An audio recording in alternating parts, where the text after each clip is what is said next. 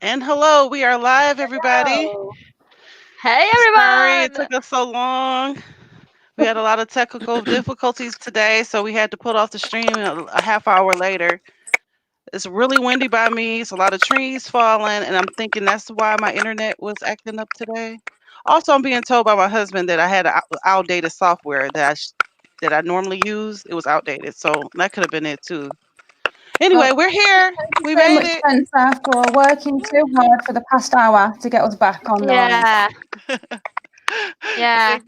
Thank y'all for being so patient. I didn't think we was gonna be able to do it today. I really honestly didn't. But we made it. We made it. We So, got it. Chessa, what's going on?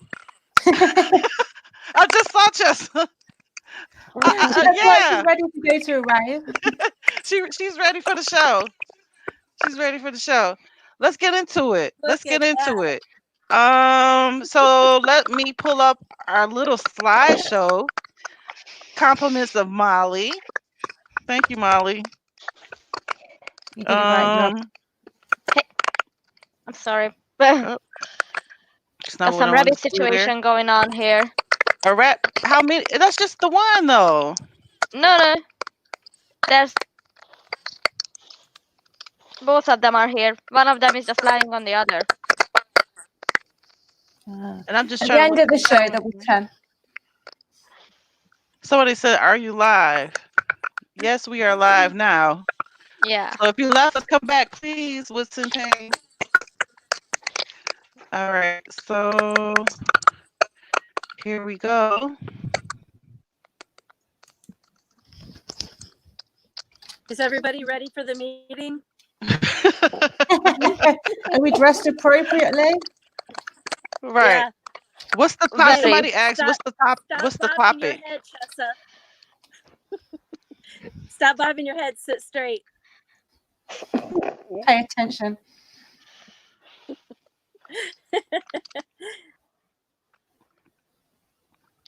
Let me see how this is. Okay, so before we begin, I don't know why my screen looks like that. I'm gonna fix that. Look at us all on one side of the screen. Isn't this what we were trying to test all week? Yeah. So anyway, um, Molly made us a slideshow. Hi, Draven. Draven is saying hello. Hey. Hello. Bye. From Facebook. See, Michelle from Facebook is asking, what is the topic? It is the last days of the last days. And if you know, have been frequenting some of the ex Jehovah Witness groups, you probably have heard that phrase over and over in so many different times and we'll show you why later. If you haven't seen the clip, we have it here. So let's get into it. We're going to start off by talking about, well, let's talk about the topic. The topic, we're talking about coronavirus and how we've all been affected by it. We're talking about how the Jehovah Witnesses have been affected by it.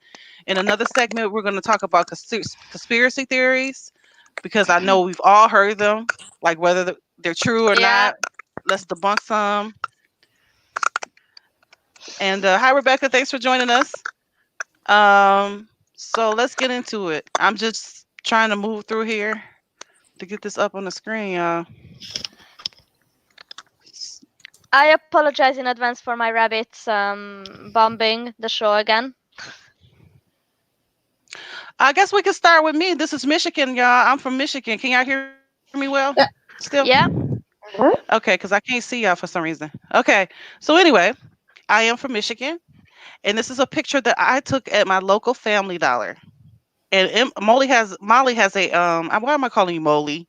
Molly has a little caption here. It says empty shelves due to panic buying and hoarding and cleaning products and basic foods and medicine. When I thought about this, the reason why I took this picture, I thought about the fact that we are witnessing history. Yeah. Our children's children, generations before us are going to look at this example right here of what we do in this hour, in this day, as a blueprint of what to do for pandemics rather in the future. Mm. So I thought that I would start chronicling some of the scenes around me. And this is also from the Family Dollar. I don't know why I took this picture. I guess I was extra mad. There was no tissue there because it's the same. It's like it's like in the same store, but on a different side here, y'all. And this is my local line at the grocery store that I shop at all the time, which I'm about to shout out Aldi's. Y'all know Aldi's? And Yeah. Yeah. yeah, this was I a don't have Aldi's. you don't have an Aldi? No, I love my Aldi's. Sorry, it's really Oh, hard you to say you talk in this love your thing. Aldi. Yeah. And yeah, so I took this picture because it was kind of disheartening to me because number one, I had to stand in line, but that everybody looks so hopeless, and people, you can't see it in the scene here, but people were wearing masks and that sort of thing. And it was the first time that I had been out to visit. I saw the masks, but I've never seen, so many. And Yeah. I guess it's just reminded me that we in a different time, and that, that this is my new normal now. And so I took a picture, and I tried to, I didn't want people to see I was taking a picture, but it just, and this is a local picture. This is not one of mine, of, I guess, clearing the shelf. I wonder if he went to that Family Dollar that it was so empty. No, I'm joking. Wow. He probably didn't. But you can see that people are hoarding for basic necessities. And I heard a tiny rumor. I don't know if anybody can verify it on the line. Maybe you can drop it in the comments, that the whole, and this might be a conspiracy theory too. Who knows? This might be a conspiracy theory. Hey, Sharon. Hey, Um, that this whole toilet paper buying up thing that everybody's doing, that it originated from Australia. This is what I heard. I heard that. Yeah, I heard that too, but I Yeah. don't know if it's true. right. So, like, I mean, what I read was that, that it originated in Australia, and that people were panic buying because I guess they thought that their particular brand originated from China.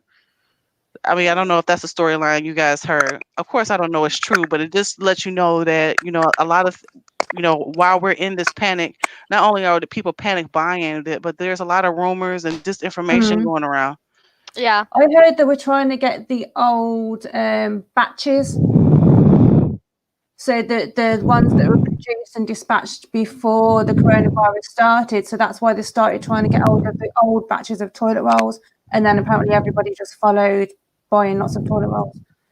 Right. And it's sweeping the world because we're all from different type parts of the world. If you guys don't know, I'm from Michigan. I'm in the U.S. PJ is from Mississippi, in a different time zone than I am in the U.S.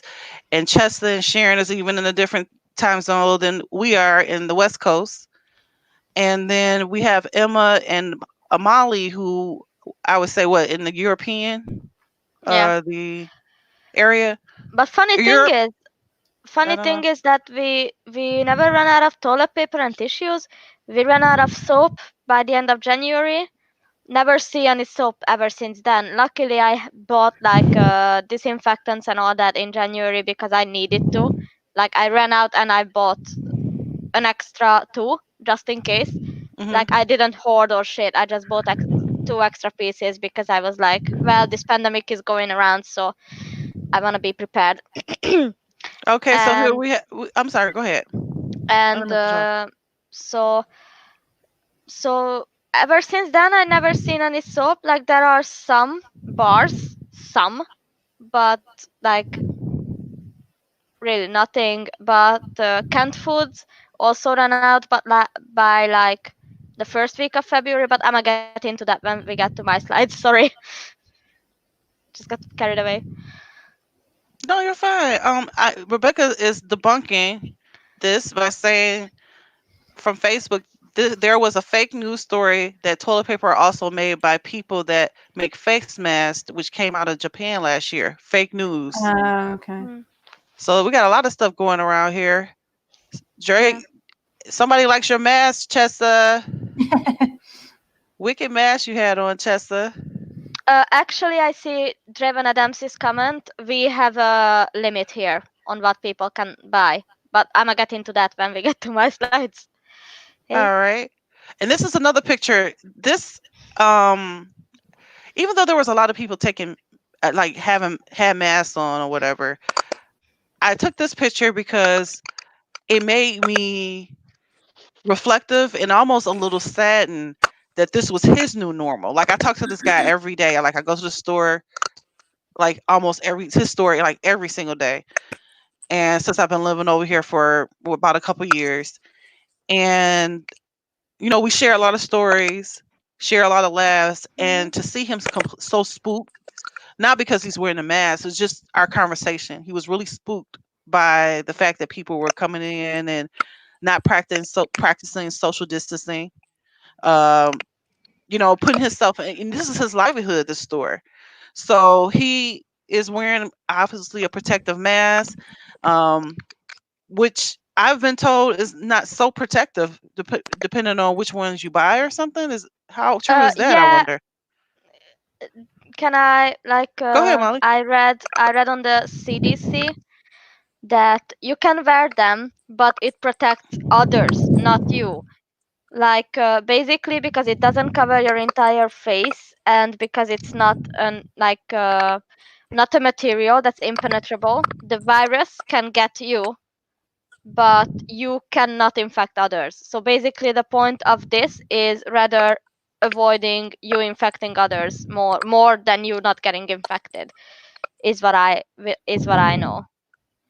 Well, I spoke And to a nurse go in my ahead. group and I said to her, is it true that I read that only the surgical grade masks actually are beneficial? And she just said, well, any mask is better than nothing. And even the nurses now are asking for and having ones handmade for them. So obviously, normal material mask does prevent something. Right. But you listen to the news, they're like, well, don't go out and rush and buy masks. They don't work, But you're right. They have to, if the nurses are asking for them. And the thing about it is that people that are going out to buy the masks are buying them up from the nurses, is Yeah, what that I'm is reading. why I didn't buy any. I'm like, I don't need it. I'm a healthy young person and I practice social distancing. I practice quarantine since like the beginning of February. So I'm safe. I use a shawl or a bandana or something, a scarf around my face to avoid like infecting anyone else, and I don't really interact with people. I use self checkout. I use my card instead of cash whenever I can and all that to avoid touching stuff. And when I get home, like I go out to buy the necessities, and then when I get home I leave my shoes outside the door for at least 24 hours, and I get naked, get in the shower, disinfect myself, then put the clothes on into the window on the sun for 24 hours before washing them in the washing machine. Well, me, I practice social distancing. I took a picture of the sign actually because it says, please stay 6 feet away from others. Like my husband went into a store today that they actually had tape, like tape on the floor. So that way Yeah. you stay behind this line. And you guys, I was really mad the other day when I went to actually his Yeah. store, the same guy's store. And this person was just, I don't know if just oblivious or not, whether you think it's a hoax or not, I don't. So get out of my space. That's how I really, really, really felt. It was Yeah. just so uh crazy to me that she was that close given the situation. Like I mean, it was just, and then there's just some people I don't know who maybe don't believe that it is as bad as it is. Yep. Goat Well, Light Personality says, howdy, Molly is right. Molly, Okay. I have. Can you guys hear me? Yep. yeah. Oh, okay. So I have a comment on that. Here in California, it's spreading almost as rapidly as New York City. And here, what the grocery stores are doing, at first they started some stores like Trader Joe's. They started having people line up outside and they only let a certain number of people in at a time. That's smart. And they had to stand 6 feet apart. And I was sitting in the truck waiting for Jesus to come back out of the store. and I saw this guy, and I think I posted. Did I post the video in our discussion group? Not sure. I'm not sure. Okay.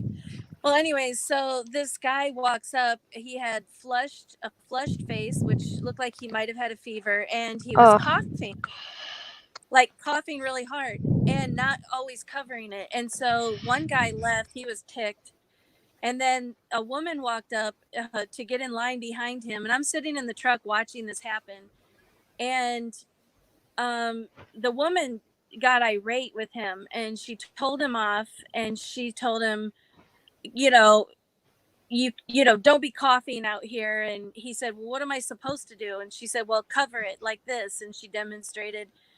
So anyways, the end of the story is the guy finally made it up the line to where the employee was cleaning all of the cart handles, and he was going to get a basket. So he turns his head left, coughs in the air, and then she gets a basket for him, cleans the handle, walks up, hands it to him, and she walks right through the area where he had just coughed.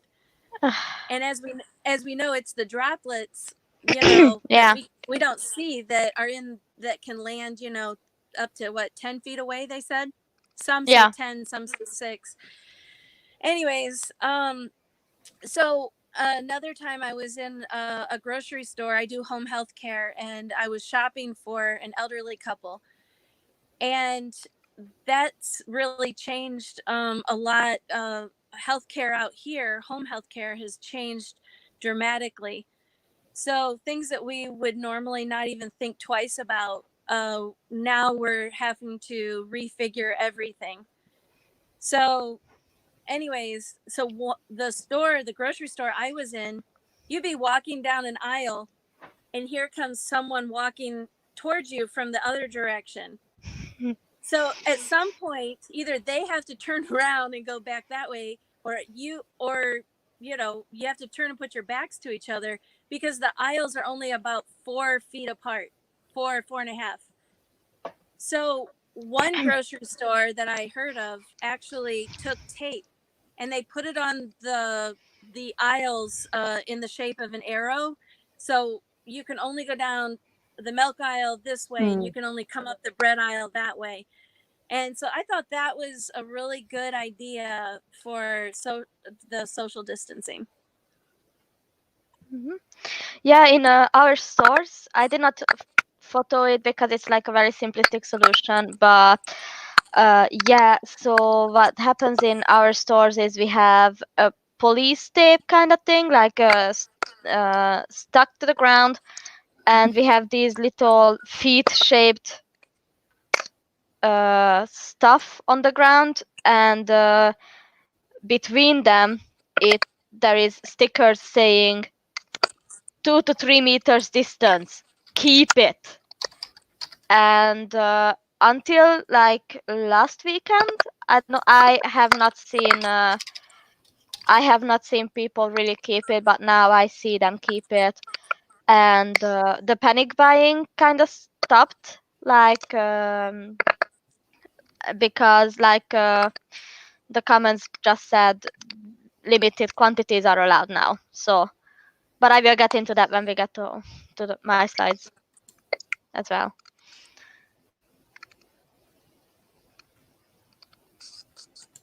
Hey, baby. Spencer, you're on mute. Oh. I'm back. I guess I'm just talking to myself. No, I was just saying I took this picture because this never happens at the DMV. Number one, all these empty chairs.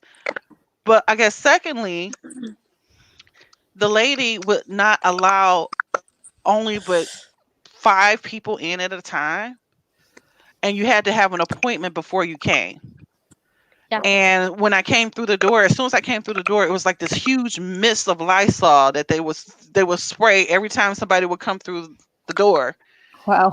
And yeah, so I'm sitting in the back here, and all of these chairs are empty, and I'm thinking like, oh wow, times are changing. Yeah, the same happened when my rabbit lost some weight, so I needed to take him to the vet. And well, I follow my vet on Facebook, and because I want to keep updated on how they are open and all that. So I checked their Facebook for the arrangements they made for COVID, and they only take you for an appointment, and only one person can be with the animal. So if you have a dog, a cat, a rabbit, whatever you need to take to the vet, there's only one person allowed to take it. And when I got to the vet, I called my vet at opening hour. They were so fantastic. They gave me an appointment right away, about an hour later. So I got on the public transit with the rabbits. I took them. I arrived at the gate. There was a security guard. He handed me hand sanitizer right away. There was a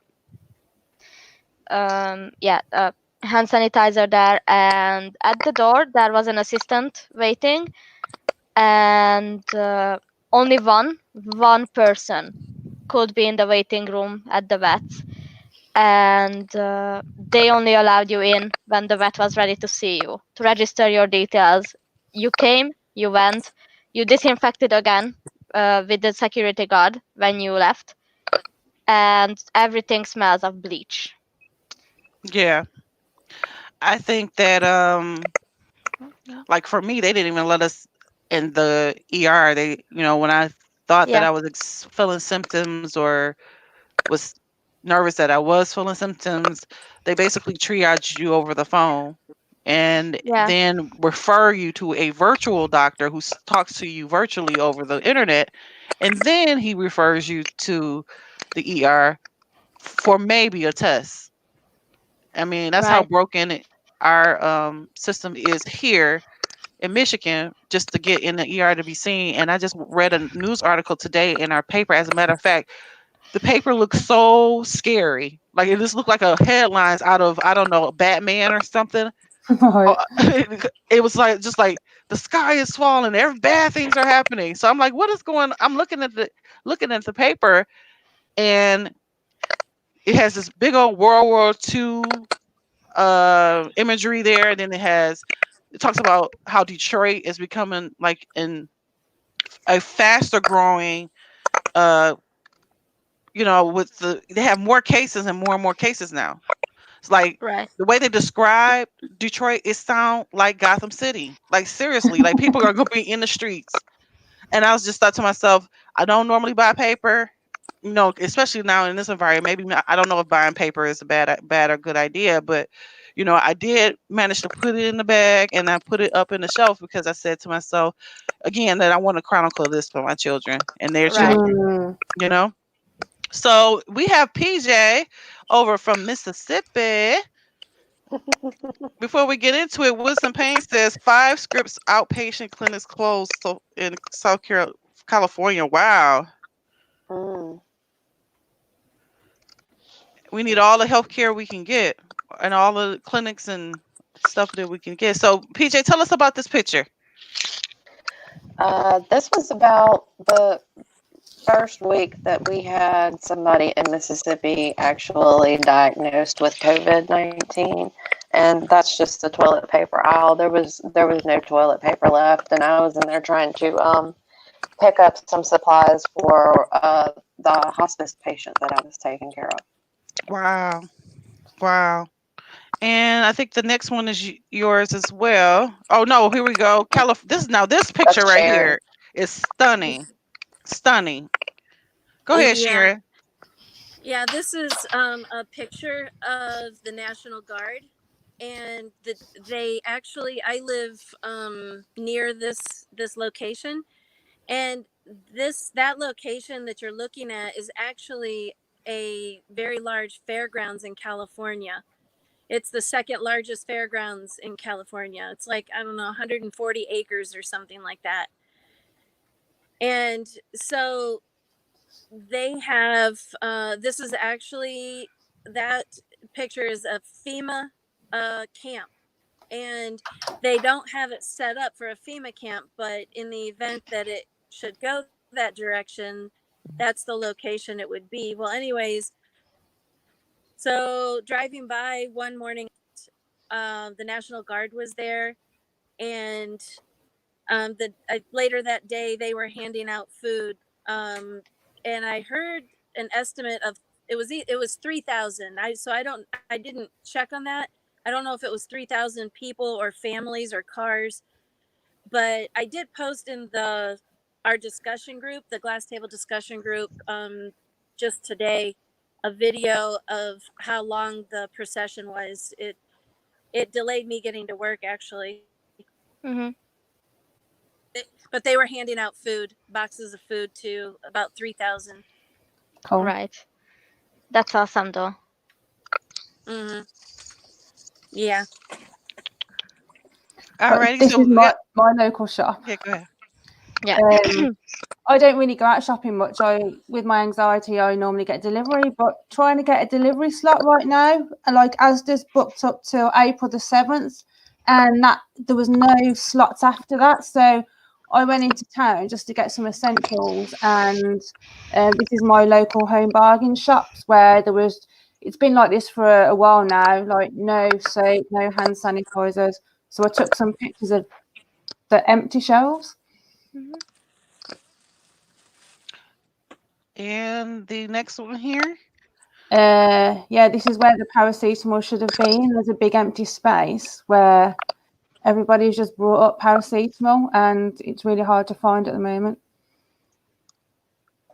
It says the sale of painkillers are restricted. Yeah, to 2, but they've still managed to completely sell out of paracetamol with Wow. just 2 packets allowed per person. And that is the cleaning. I think that's the laundry cleaning oil, completely almost empty. Wow. And this was like signs just around town, like little shops that this was actually before the shops got shut down, because we kind of had a bit of a lockdown, but not a full one. It was advised to stay at home, and then I went round town and took some pictures of some shops, and a lot of the small shops were already closed.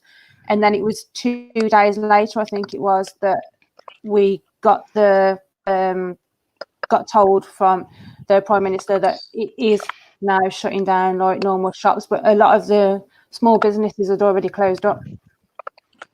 Right. And this is the police patrol that we have going around town, making sure that there's not groups of people around. Because I said that if there's groups of people, friends meeting up, then they're going to disperse the groups and they're going to get fined.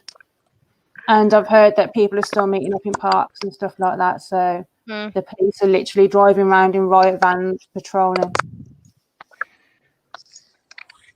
All right. So what about Hungary? I never say that. It's Hungary or Hungary? Hungary. Hungary.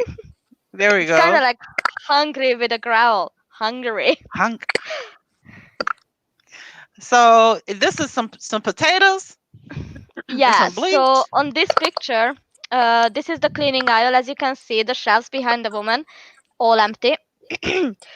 And what she has in her trolley is 10 kgs of potatoes, and 4 packs of bleach, because she's panic buying. This is a woman in her 30s. I photoed in a way that her face is not seen because, privacy.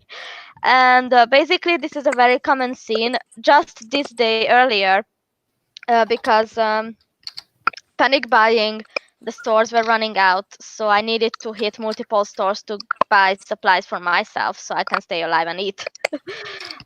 And so in another shop, I saw a guy with 10 kgs of sugar, 10 kgs of flour, about 10 kgs of meat, and 32 rolls of toilet paper. It was a single man. Wow. Buying all that. This picture is from the same morning that the other was taken, at about 9 a.m. It's my local grocery store's meat aisle. As you can see, it's all gone. Wow. And vegetables were also all gone, as well as fruits. And like I said, I haven't seen soap since January, and I haven't seen any canned goods and long shelf life goods.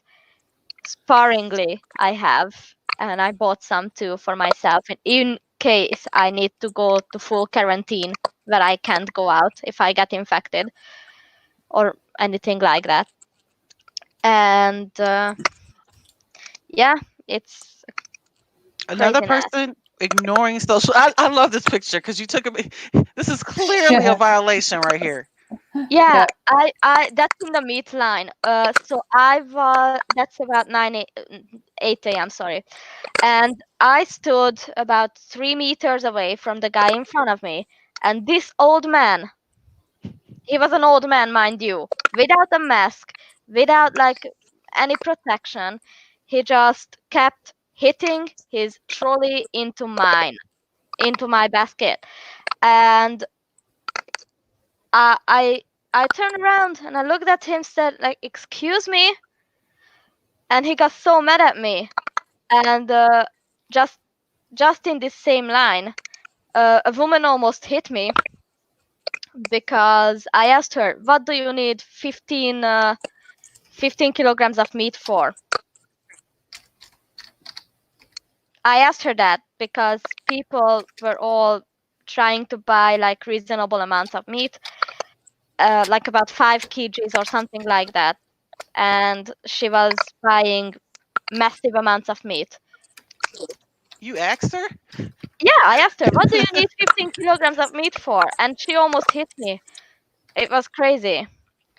And this picture is from a local flea market. As you can see, it's mainly old people, obviously. And as you can see, social distancing, non-existent. Okay. You missed the first one on this one, Spence. You need to roll back.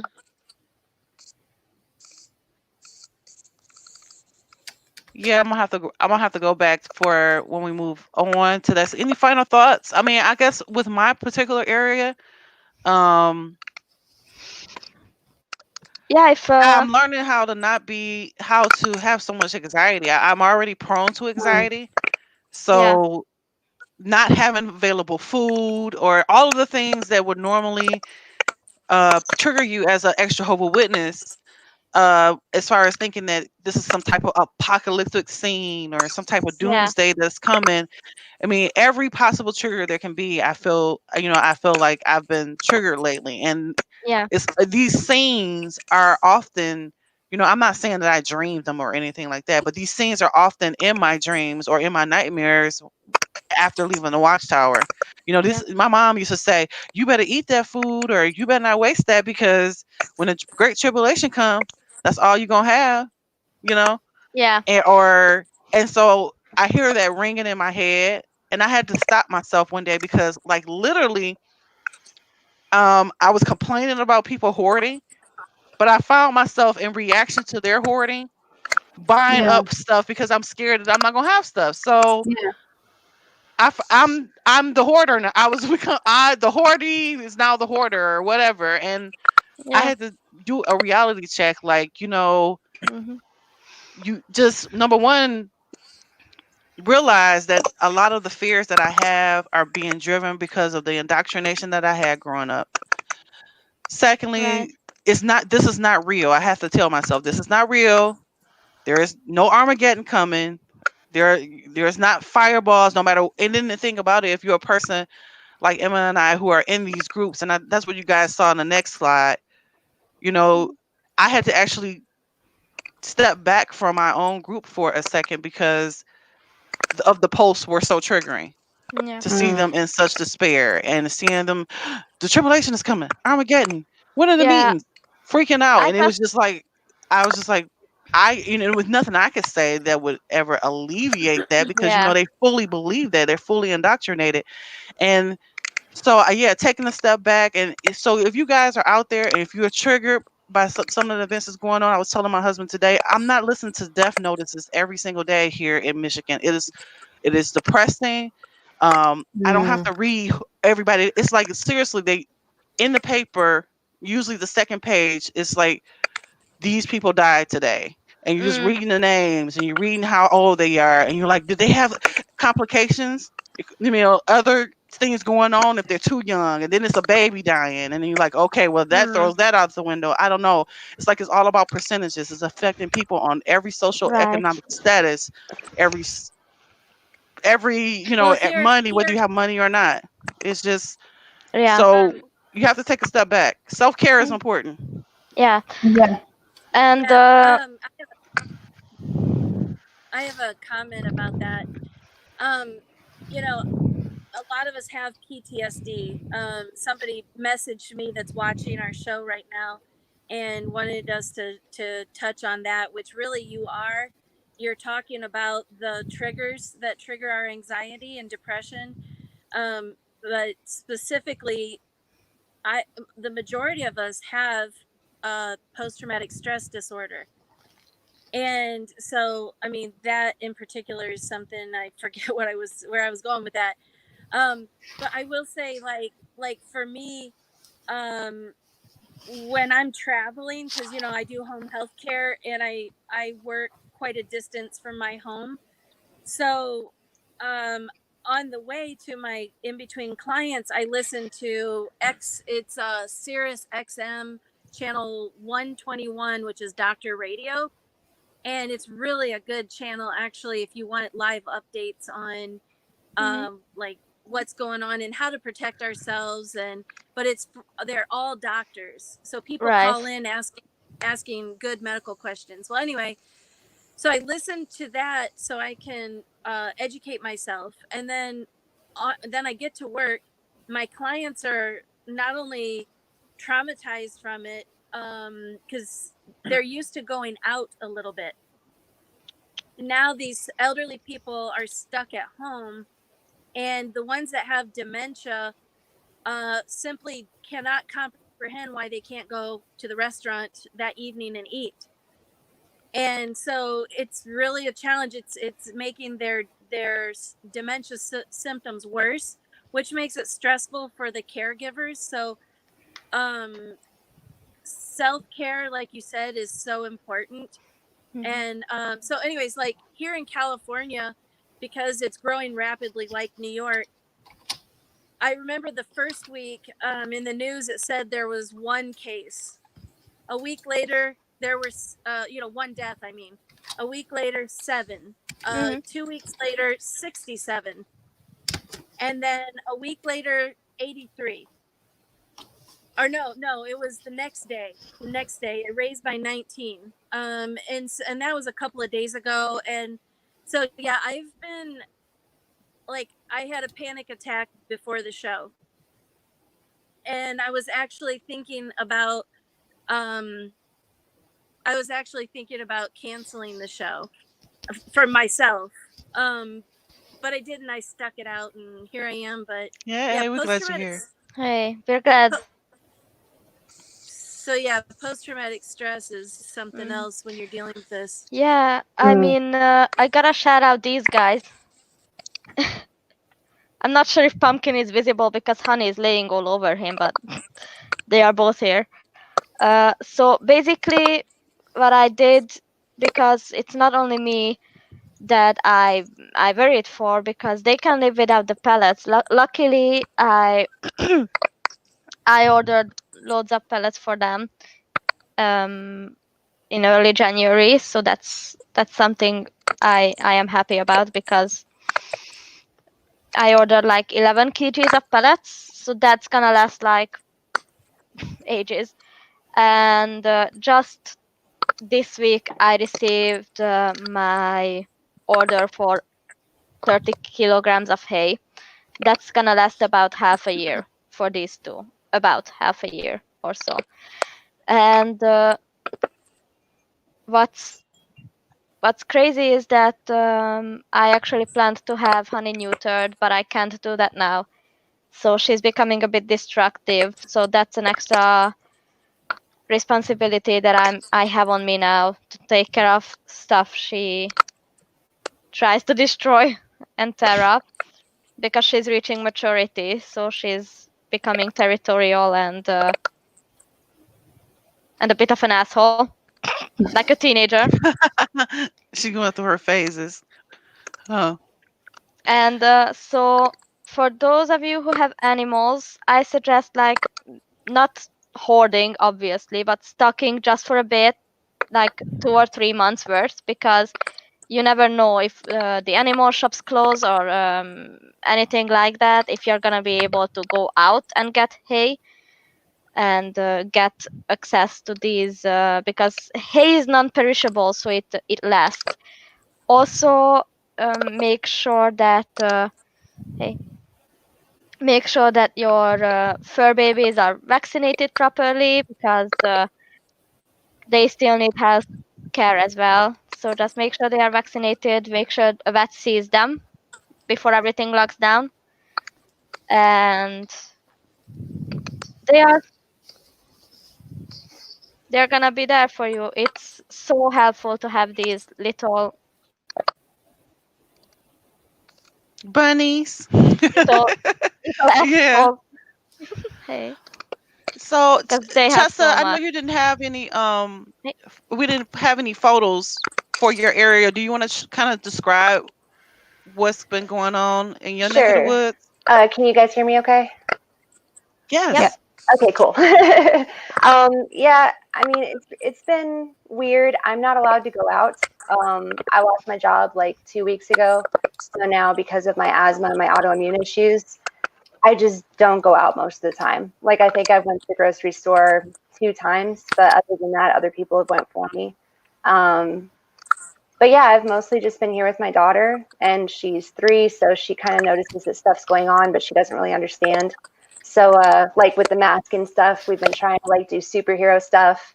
We got her some goggles just to kind of normalize it a little bit more. But yeah, I mean, I've been out a few times. I drove the other day and did live while I drove, and I went around the college campus here in town, and there was people out in the front yard like playing frisbee and stuff, and I was just like, you know, we live in a smaller country town, so people haven't really been hit by it as much yet. But when I see on the news what's going on everywhere else, and I keep in touch with you guys, you know, like I can see what's coming, but Yeah. people here can't. So our governor's doing a great job. He's put in a lot of good restrictions early, so I'm hoping Good. that helps. But Good. people are just not admitting. So I mean, I'm worried for my job too. I work in the aviation industry. I work with airline lodging. That means basically if your flight gets cancelled, you might just get accommodated by yours truly. I have to And talk to you about that. and basically, are you apologizing for peeing on my bed? Thank you.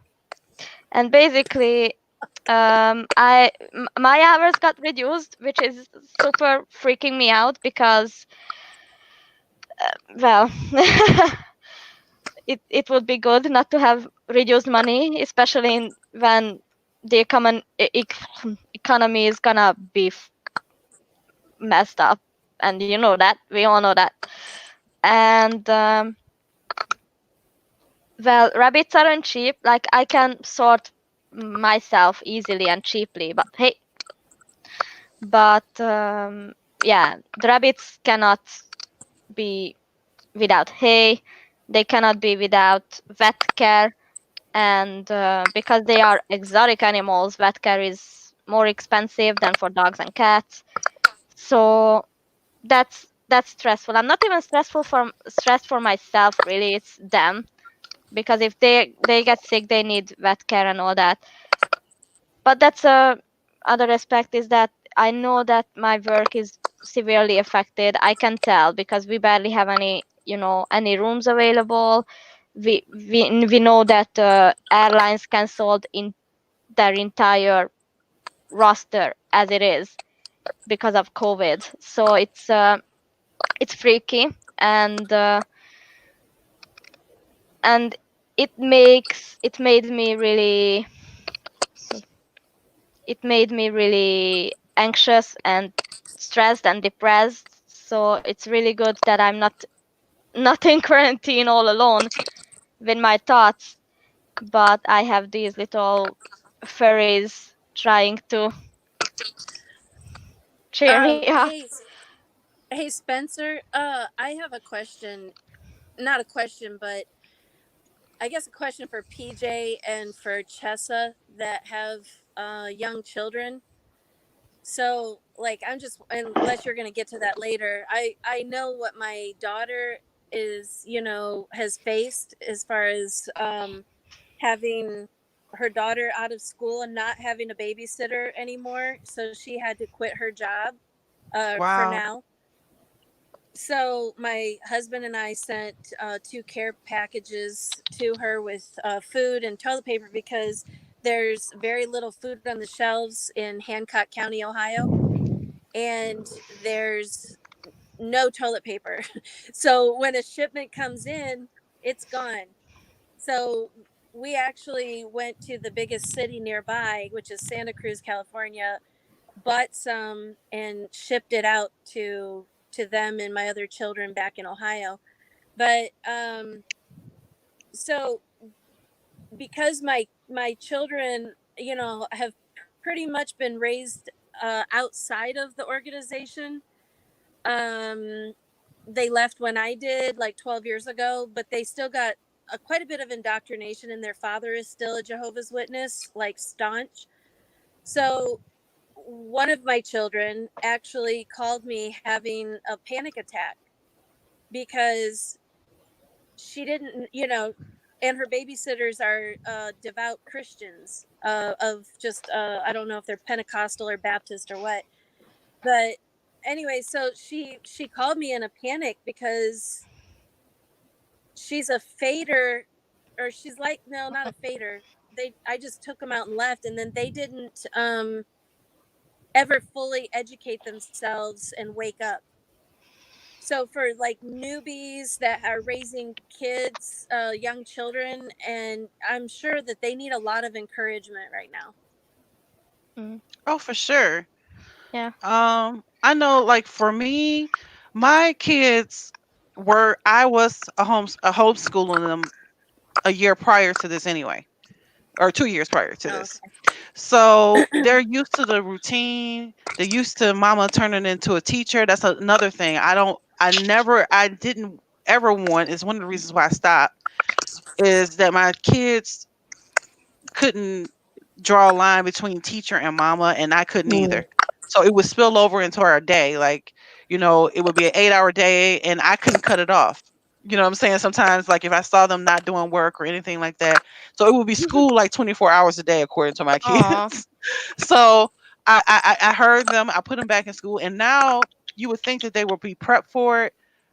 I think my kids are, um, I'm always trying to do like mental health check ins with them. Sorry. Ah, They seem to be, the first couple of days it was, yeah, we're no school, and now it's like, why aren't we having school? Not that I miss it, just want to know why. And mm, then now it's like, you know well, are we ever going back to school? So they're on the internet just like we are. They're on social media, and my daughter has her little platform with her little cult following of people, and they all talk about what's going on. And so they, in their own way, they have their fears about what's going on. And of course. having, I have a 13-year-old daughter and uh I guess my baby will be 12, but he's 11.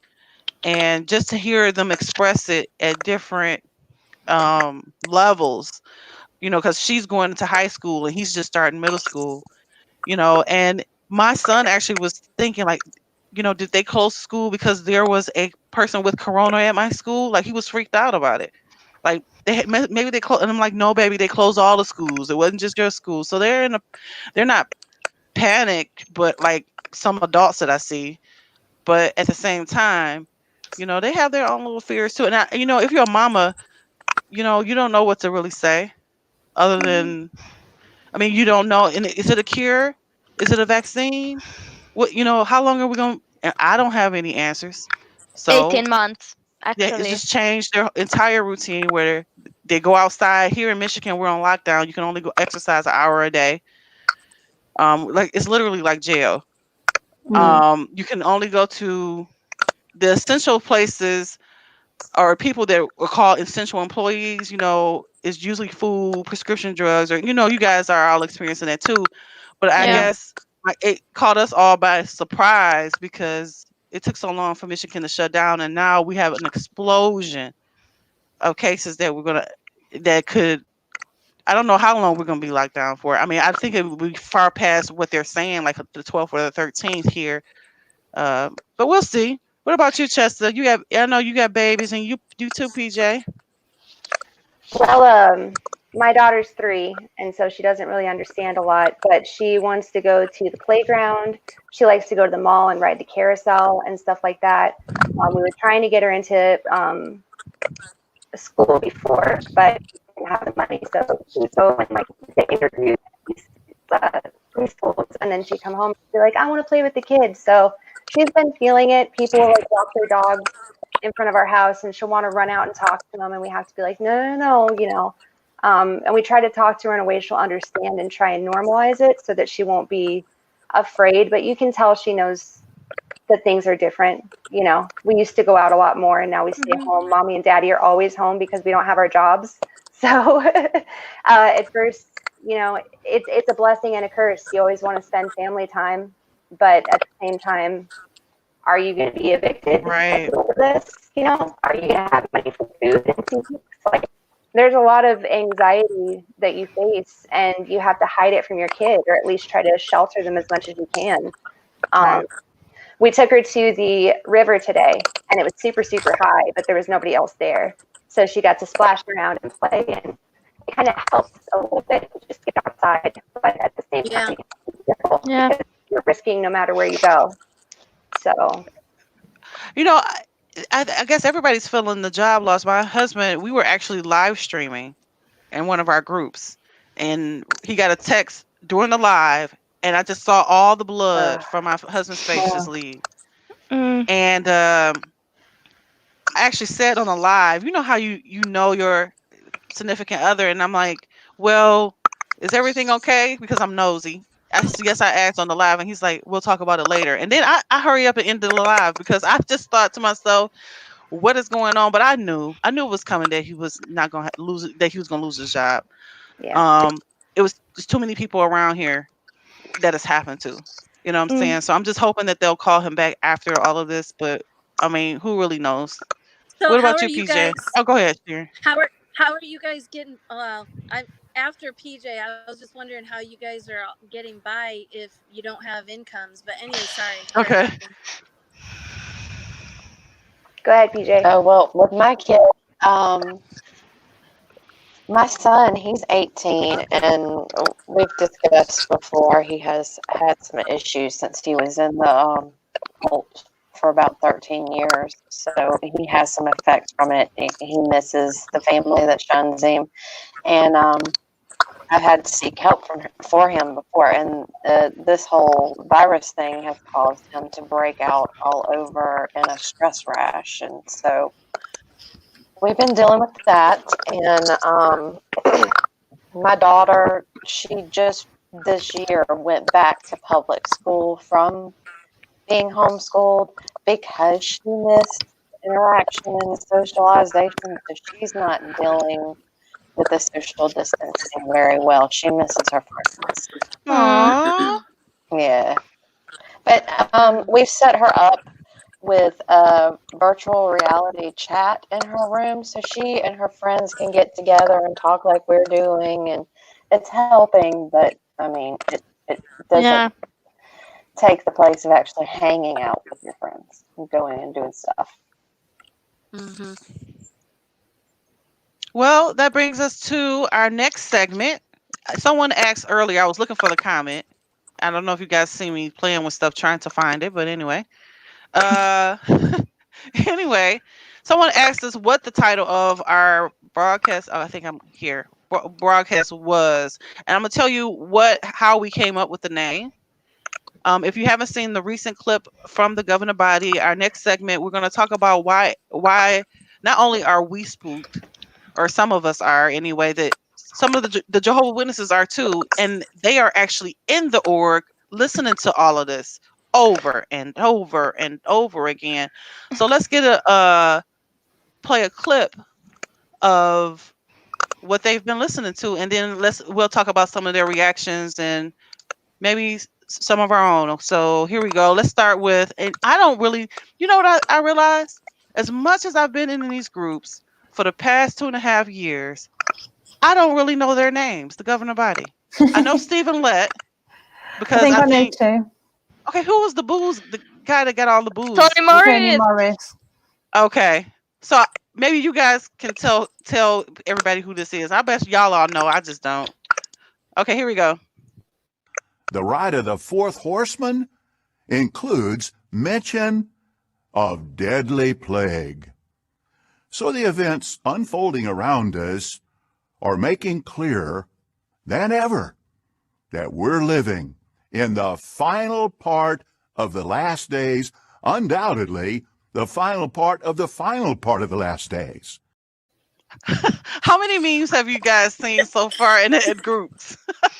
That's rubber face Let.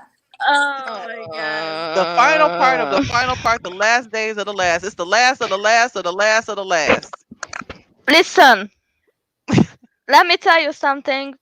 In about 5 years, not even that, they are gonna be like, well, that has been a false prediction, and I know that because I actually went kart crashing last year, and oh my god, what is this accent? I'm sorry. And so I went kart crashing last year, and I actually found a woman who lived through 1975, and she was like, yeah, that happened, and it's actually because the governing body let their ego rule instead of Jesus and Jehovah. And I was like, oh really?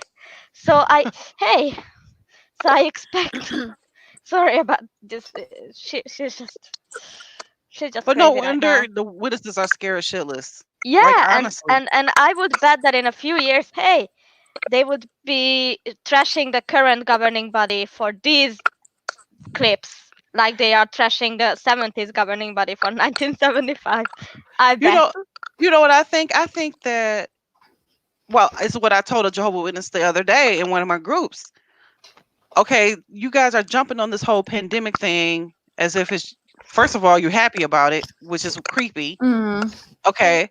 So outside of the creepiness of you excited that like 99% of 0.9% of the world will be obliterated according to you. But I don't know if you guys remember just magazines just before this pandemic, they were citing like chronic illnesses like diabetes and other things as a sign of the times, or pestilences. And just now it's like, okay, I guess it's the right timing because they were already saying that the world was ending. I got a picture of one of the watchtowers here. I think I was still in when this was out. I know I was. And look at the scene on this picture. It's almost similar to, some of the stuff that we're seeing in the paper. But believe it or not, they're citing this particular article in a Nigerian paper as an accurate prediction of the Jehovah's Witnesses. Did y'all get to see that? Yeah. So I thought to myself, well, the cycle just repeats. And you're right, Molly. They just one governor. They make all these predictions. Yeah. As a governing body, they don't call them predictions, but they do. They are. And when You they lied. don't come to pass, they die and move on. And then there's a new governing body with a new, program and new doctrines and new teachings. Yeah, and also, I have been like not saying this, or like thinking, or how to say it. Like I have been thinking that Actually, with all the child sex abuse stuff, oh my god. Excuse my rabbits, they just woke up. Go, thank you. So, with all the child sex abuse stuff coming out, they are gonna, like, I suspect that they might go underground. I have been thinking this since I joined the Exjws community last year. So, my feeling is that they are gonna use this because you guys remember, I mean, here it was the situation that churches closed kind of first. They were like, you can't have the holy water fountains because duh. Because Right. duh. Which brings us actually to the letter that was sent to, I guess, the congregations about when they were going back and forth about, whether or not they were going to hold their meetings and hold their memorial. Josh says, look at this group. So many amazing, strong women. Thank you for all that you stand for. Thank you for watching us. Thank Thank We you. do. We, you. we Woo! work Thank you, hard, Josh. y'all, don't we, through the week to make sure that you guys, Let me tell you, I yeah. had like 10 nervous breakdowns about these fucking slideshows. You did a We lot of got work it for it together though, though. It's Molly. So awesome. It's awesome though. Let's see here. Let me try to get to the letter here. PJ, you want to take it away with the letter? You want to go over it, like Which maybe one some are we going to highlights, I start guess. with? The elder letter or? Yeah. What we're gonna do is we're gonna link. Hi, Cora Latham. She said, "You're Hi, doing good, Cora. ladies. Woo! Welcome from well done from Hey, across the Cora. pond from Wow. Facebook." Thank Um, you. we're gonna link the letters to below, but we want to let you know that we do actually have them. You're not gonna be able to read them on the screen, but here we go. That's Yeah, the first this is the slide. first one. It says Christian Congregations of Jehovah's Witnesses. This is dated March 12th, 2020. To all bodies of elders in the United States branch territory. Large Christian gatherings and the memorial. Dear brothers, we are deeply concerned about the brotherhood in connection with the coronavirus, COVID-19 pandemic.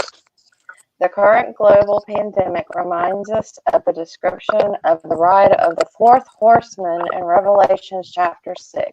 Yikes. Right? They start off with it real quick. Which includes mention of deadly plague, and that's in quotation marks, deadly plague. These Wow. events strengthen our faith that we are living in the final part of the last days. We are writing to provide additional direction regarding upcoming spiritual gatherings, including the memorial of Christ's death.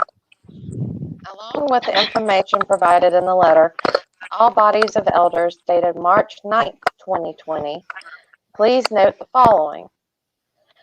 Large Christian gatherings. All spiritual events in the United States branch territory that are larger than a congregation meeting, including circuit assemblies, are canceled until further notice. Wow.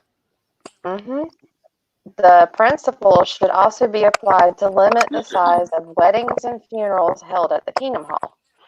Additionally, multiple congregations should not be combined for meetings during this time period.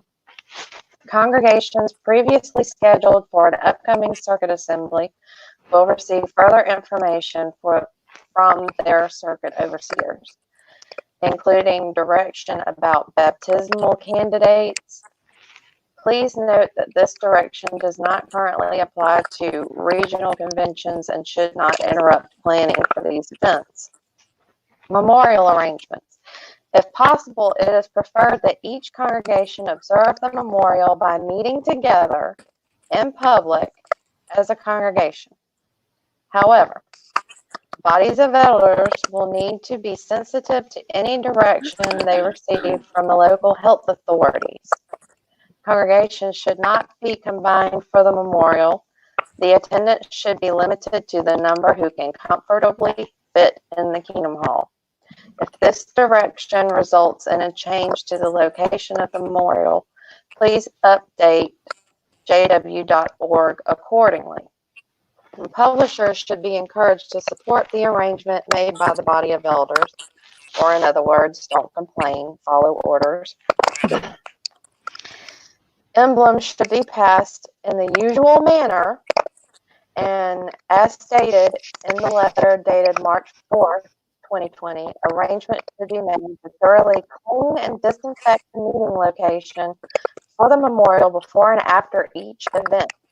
Sick individuals should be directed to stay at home and use alternate arrangements. Additionally, attendants should ask all to wash or sanitize their hands when they come into the auditorium and as they leave. After the memorial, the audience should be encouraged to promptly leave the building and enable cleaning to minimize overcrowding. So basically, get in, get it over with, and get out. Actually, I do have a thought about that. It's because of like churches being limited in their ability to congregate, like all churches, because well, churches are big as fuck. They host many people. Like in here, I live right next to our city's like first main most historic church, and it can host up to like 200 people. And and you know, JWs always say that when governments start clapping down on religion, all religion, and destroying Babylon the Great and Satan's system of things by limiting other churches and then JWs, that's when the last tribulation is coming. And with last year having the Oxygen documentary and the Child Victims Act and all that all across like global churches, and with the Russians and Chinese and I don't even know where else the JWs are banned in general.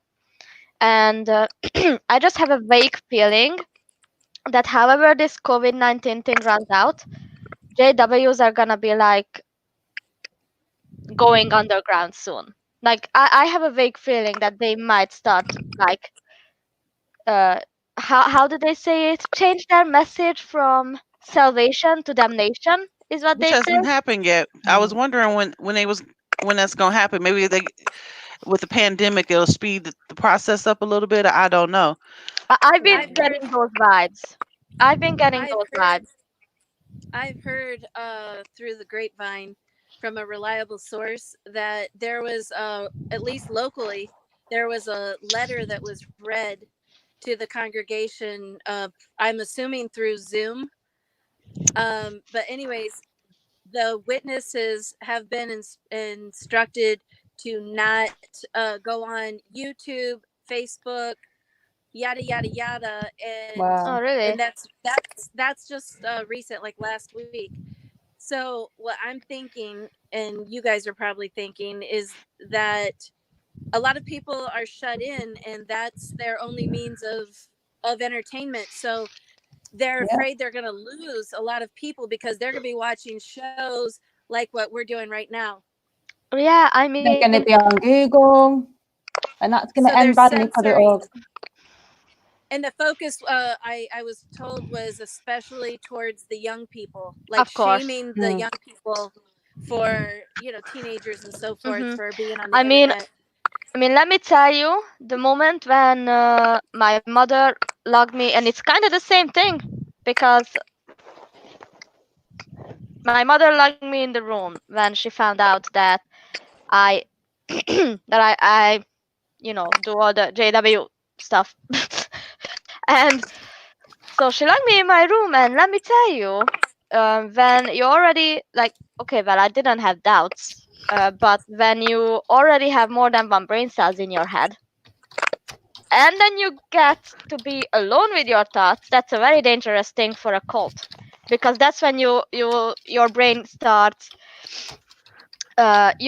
just distancing. Even if you're like attending the Zoom meetings they have, even if you're reading the jw.org, physically you're kind of distanced, and that makes it more easy for your brain to just disconnect, recalibrate, and rerun. And you will find the fallacies, you will find the failings, the failed prophecies, you will find like, I was reading the Bible obsessively under the sheets and after everyone was asleep. And I was like, I'm going to prove that Jehovah exists if it makes me die. Well, That was my mindset. But what it did, I read the Bible without anyone being like, this is what you have to think when you read this. And I was like, actually, I want to think that, but then I read this, and it's. I'm sorry to say, but the Bible is full of like inconsistencies and fallacies and mistranslations and all that. And eventually, at that time, I became, well, I didn't label myself an atheist, but by all means of the word, I was.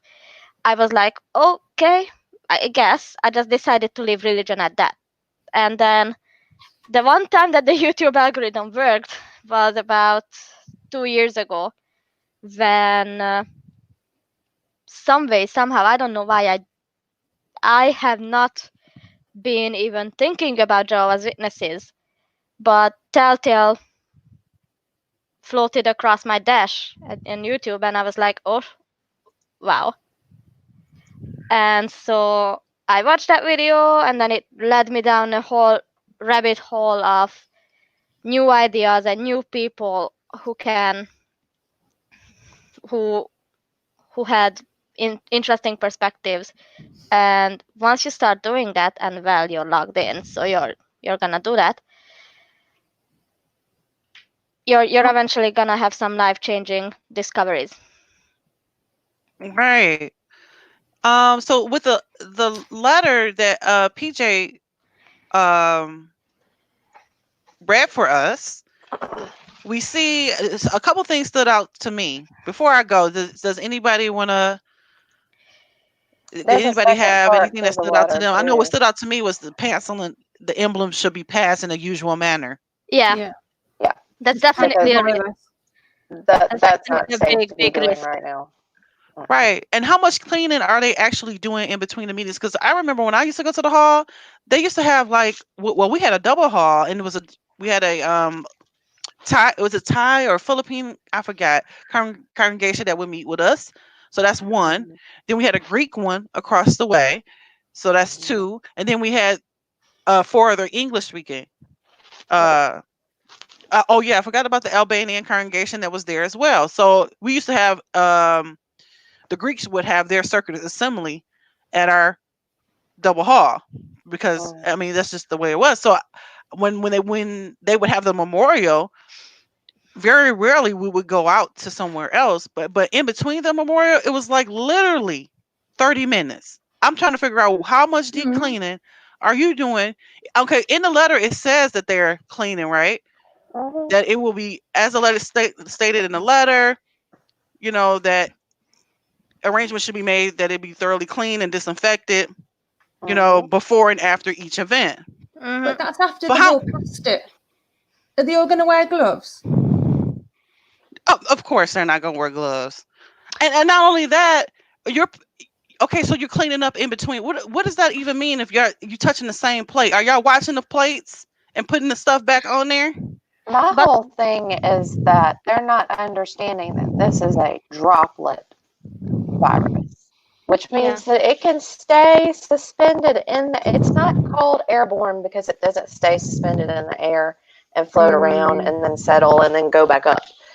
It's called droplet because it can stay in the air for about an hour, which is usually how long a memorial is. And if you breathe it in, you walk through where somebody's coughed, that kind of thing. yeah. Or touch a place where a cough has landed and then touch your face. How Yeah. many of the Jehovah Witnesses do you think actually feel like it's okay to stay at home, even though they saying it in the letter? How many Uh, actually feel like No. Do you remember that Awake where the lady in the iron lung? I'll never forget that. It was etched in my mind. And they were like, look at her. She's out in field service in the iron lung. And I'm like, well, if she can go out in field service in the iron lung, so can I. That sort of thing. How many, go ahead, Chessa, actually feel comfortable with staying at home? We all know that they don't. So I have family that's in currently, and they live near me, and they're going to visit their friends in the hospital that are dying from cancer. And the nurses even tell them when they come in, you shouldn't be here, but they're like, oh, we have to be here for our friend. We have to be here for the person that's dying of cancer from the Kingdom Hall. And Right. they're still going around sharing cookies or making food for one another. And I'm just Oh my freaking God. out because, like, I know it's coming from a good place. I know it's genuinely coming from a good place. They Yeah. want to look out for each other. They're a family. They But at do. the same time, they don't care. They have a foolhardiness because the end is supposed to come. So if they die early, they just get a bonus point to the paradise, like what's Mhm.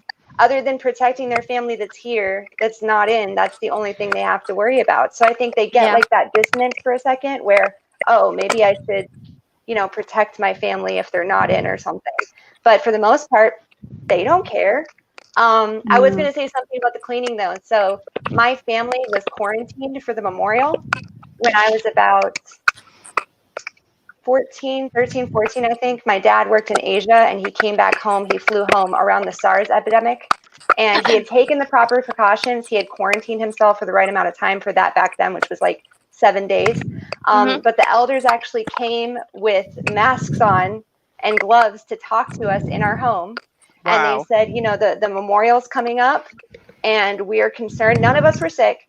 And they were like, we're concerned that you guys are sick and you shouldn't come. And we said, well, it's the memorial. Back then we were seriously in. We're not going to miss the memorial. We can't. So they cleaned out one of the back rooms for us that had like the glass in front of it. And we put just 3 chairs for the 3 of us. And they took all the other chairs out. And they made sure it was the one not with the library with the books. It was the one that didn't have the books. And so we had to enter through the back door. They like left a rock for us to come in. They didn't even have people inside the back room to let us in.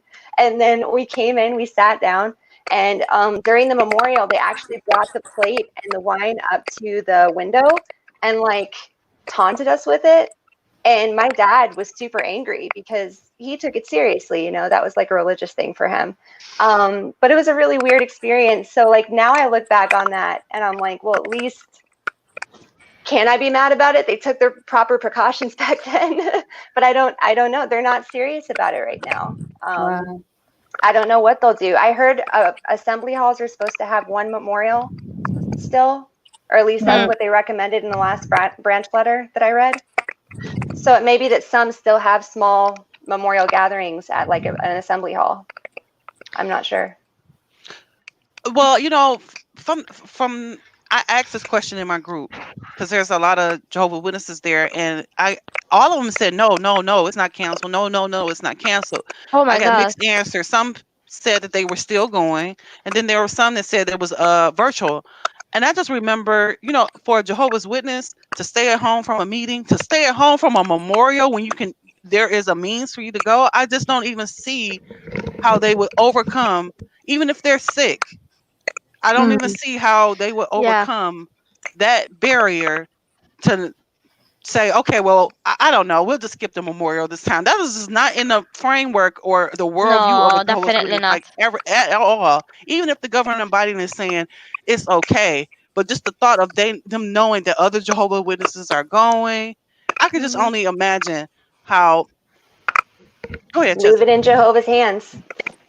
Oh Leave it yeah, in Jehovah's hands. But Yeah. He'll take care of us. Yeah. Oh my half God. of them don't There even was know what's going on.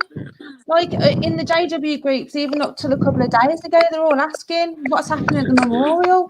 Like these people have not been informed and told, and it's like a few days away, and they still themselves don't even know what's going on for the memorial. right. And we have some of their reactions here. Me and Mm. Emma was able to pull some of our interactions and some of the posts that we were able to look at, and we're going to look at those really right after. I want to make sure I got everybody. Sharon, did you look like you want to say something? No. I did, but Did you I lose it? forget what it I'm was now. sorry. No. I'm sorry. I'm That's okay. sorry. That's all right. If you think about it, just I don't know, do one of these or something. I don't know. I don't know because I can't see. When I'm trying to. Well, anyway. So let's go to the next clip that we have, and then we'll go to some of the reactions of the Jehovah's Witnesses, so we'll see why they're scared or, panicked about the situation. So here we go, and I think this is the guy I was asking about with the booze. We'll see. Yeah, Tony. What we're experiencing right now in this global pandemic, I was telling the branch class yesterday, it doesn't bother me. We've been waiting for this.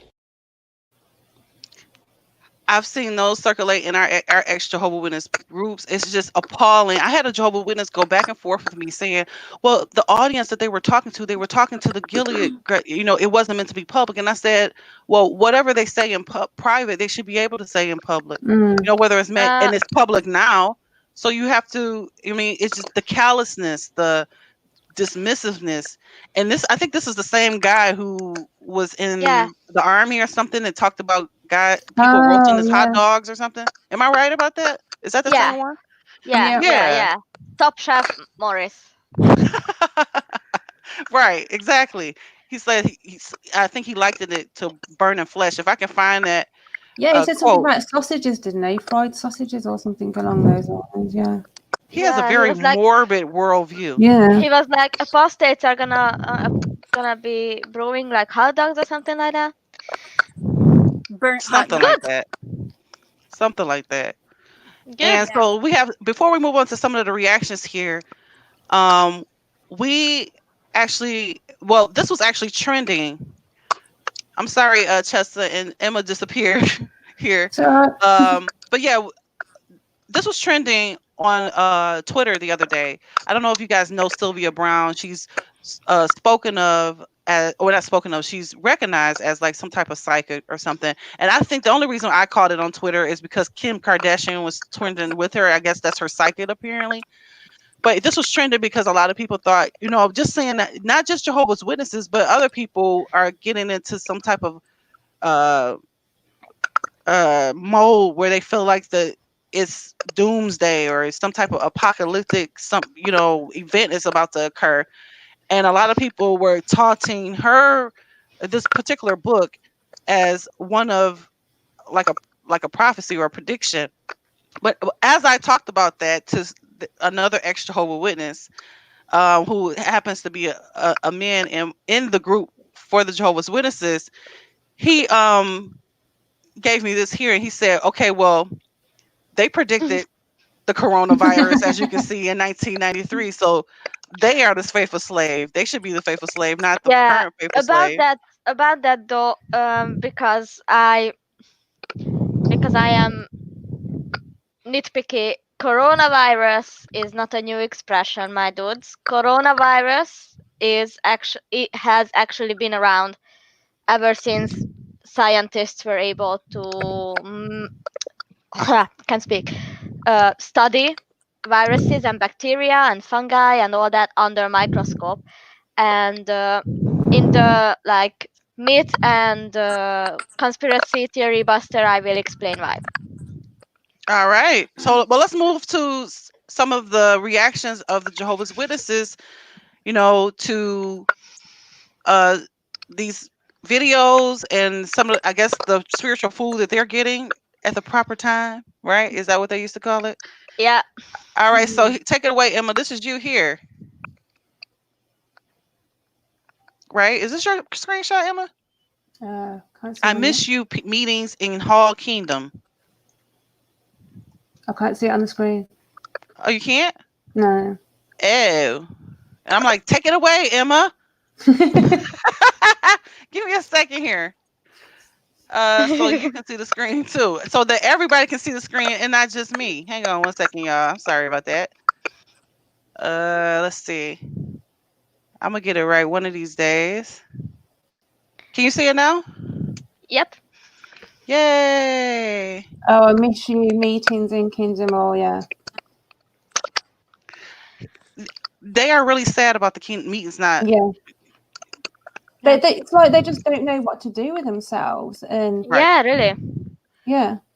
Well, And because this is they're like, yeah. Go ahead. the memorial service. This one shows that they still don't know what's going on, and this was like only a few days ago, and they're still like they're up in the air. They don't know what's happening. Yeah, I mean, really, I'm just thinking back on my days when I was in, and I, I would like not be able to mm, do anything with myself without the constant inflow of this droning of the Borg messages. Like, you just go like, you need it constantly, because if you are alone with your thoughts, again, if you're alone with your thoughts for too long, the dissonance kicks in. Right. This one here, this was under a picture of I couldn't get the whole thing of cart witnessing, and one of the Jehovah's Witnesses in my group, I don't big up. I don't know what this says right here. Corona or no coronavirus, keep on doing the good work of preaching the good news of God's kingdom. So corona or no coronavirus, if the governing body had not told them to at least pause a little bit, I mean, do we really think they would not be out here preaching even with all of the warnings on the news? I didn't get a clip of it, but one Jehovah's Witness actually said in the group, "We will do whatever the governing body tells us," and that was just not the government, the governing body. I actually know of a Jehovah's Witness. This was told to me by someone that left, and they happened to be at the same building, which was the courthouse. And it's in that area. The courthouse has the old marble floors and the vaulted ceilings. You know, it's really old, so it echoes in there.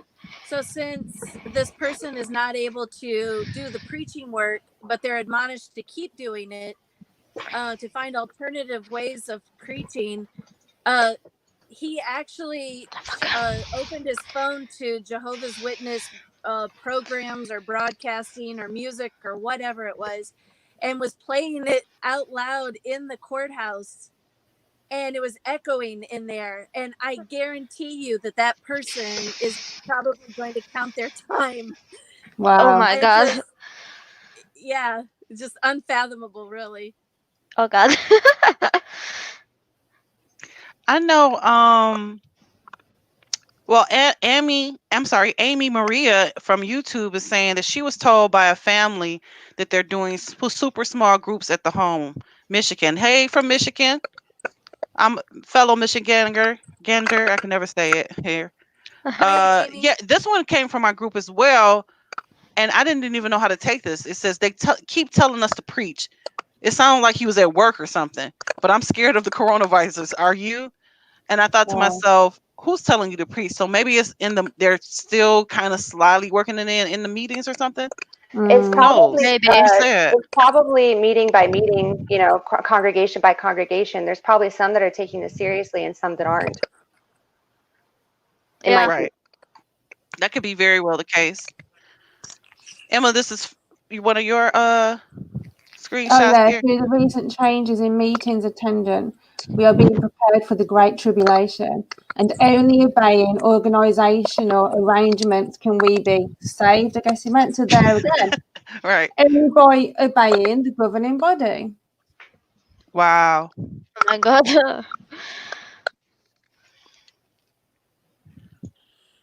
And this is you too, Emma. Yeah. Was they were discussing what was going to happen for the memorial, and they were saying that in Nigeria that they're going to be divided into groups and spaced.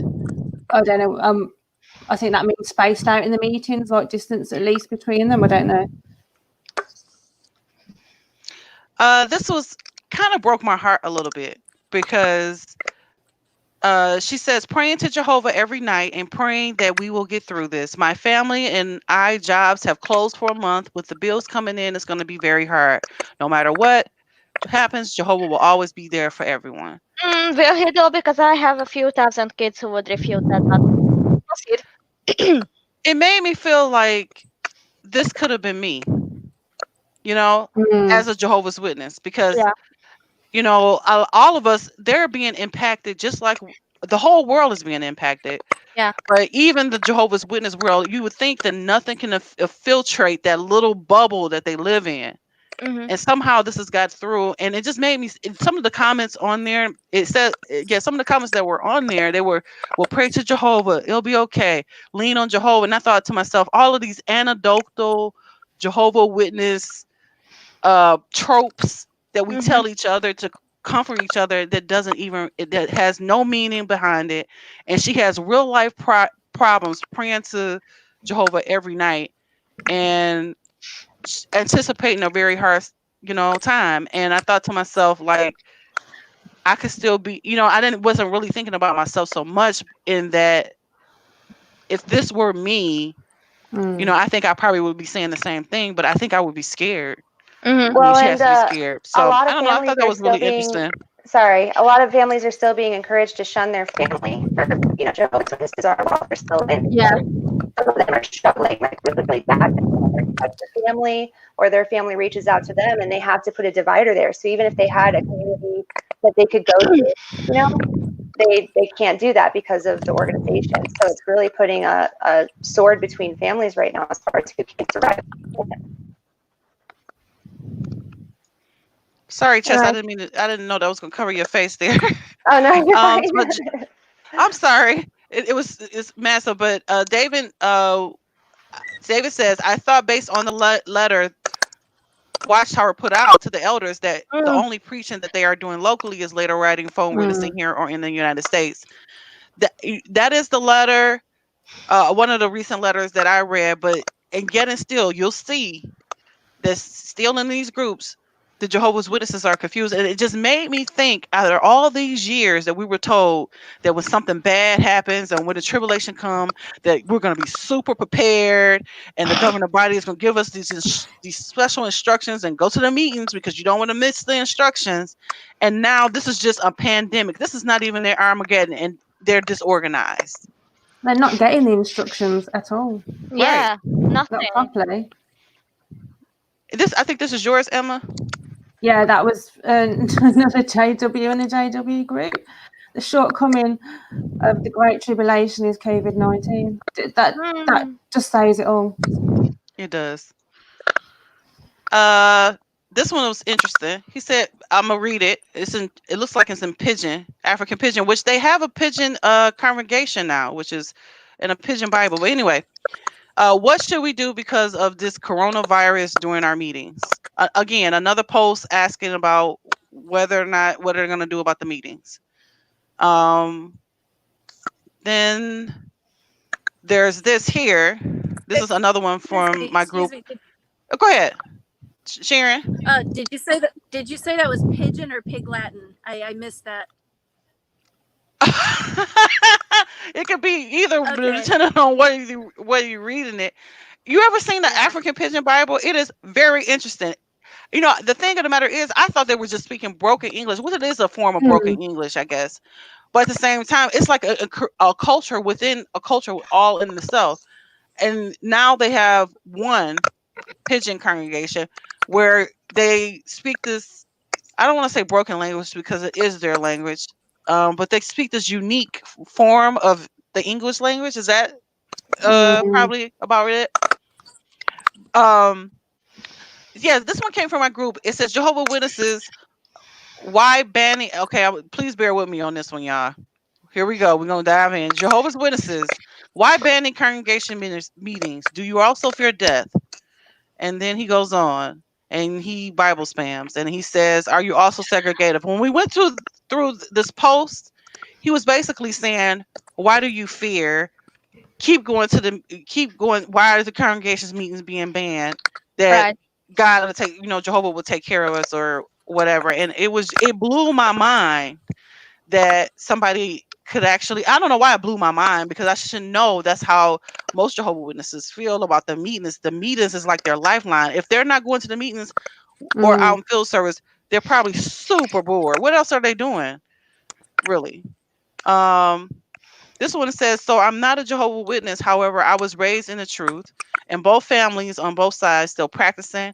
I must say, I'm getting very nervous as thinking Armageddon is around the corner. This is another one here during the comments. They were freaking out about the the coronavirus. And this one here says, our Kingdom Hall closed without notice. I showed up to lock doors. Nobody will return my calls. Anyone else having this problem? Oh my God. So I don't know what happened here. And I don't know who screened who. Can y'all help me out here? That was Karen in my group sent me that, where in her town, I think it was, they'd sent out this letter with lists of all the churches that were helping out during this time. And she said that she looked at the list and realised that obviously Jehovah's Witnesses aren't on there. Of course. And then she contacted the person and said, you know, with all the billions that they've got, how comes, you know, they're not on there offering to help out when all these other churches are? So it just shows, yeah. And so before we move on to our next segment, let's look at some of the comments and maybe we can give some final thoughts here. Let's see. We have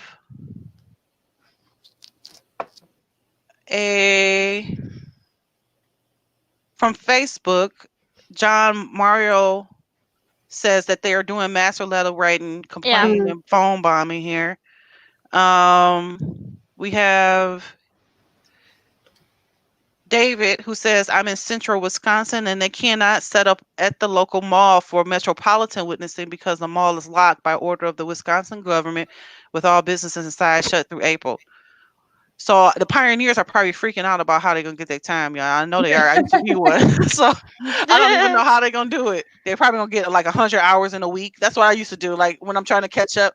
Oh, all I got to do is just get 60 hours in 2 days and I'll make my goal. He says, I talked to a JW earlier today who doesn't completely shun me, and he indicated that they are not 100% sure about the memorial arrangements, but it sounds like they're leaning towards an online service. I agree. And we have Amy Marie, who says, so if it's online, is it by invitation only? I wonder, like the Gilead grad. You know what I heard? I didn't actually hear this. I actually saw it, but obviously I didn't see it firsthand. One of the members of my group said that her father was just so out of the routine and missed it so much that when he watched one of the meetings online, that he actually put his suit on and sat in the living room to watch it. And I thought to myself, how sad. That's heartbreaking. Like if I saw my father. Apparently they've been cancelled. I've seen in my group some people have said that they've heard that people have had kids that have been slouching on the sofa while them because it's Zoom they use. You can see each other, and they've been told, make sure your kids are sitting upright and paying attention like they're at the meeting. Make sure you're dressed like you're at the meeting. So that's why they're all putting suits and that on, because they're being told that they've got to act like they're at the meetings. Wow. Crazy. Yeah, well, that's probably why he was sitting there dressed up then. I thought he was just missing a routine. I thought to myself, if that was my daddy, I would say something like, why are you sitting here in a suit watching TV? That's what you're doing. It's crazy. So, yeah. Before we move on, I know Chessa's not going to be with us long here, right? I just want to make sure that we have got our say, that Chessa has had her say. Chessa, what do you think about this particular segment? I mean, do you have family that's in the truth? In the truth, you hear me? In the truth, in the organization. Yep. See, I'm short circuiting, y'all. I mean, how are they talking about memorial arrangements? I mean, are they planning to meet online, or?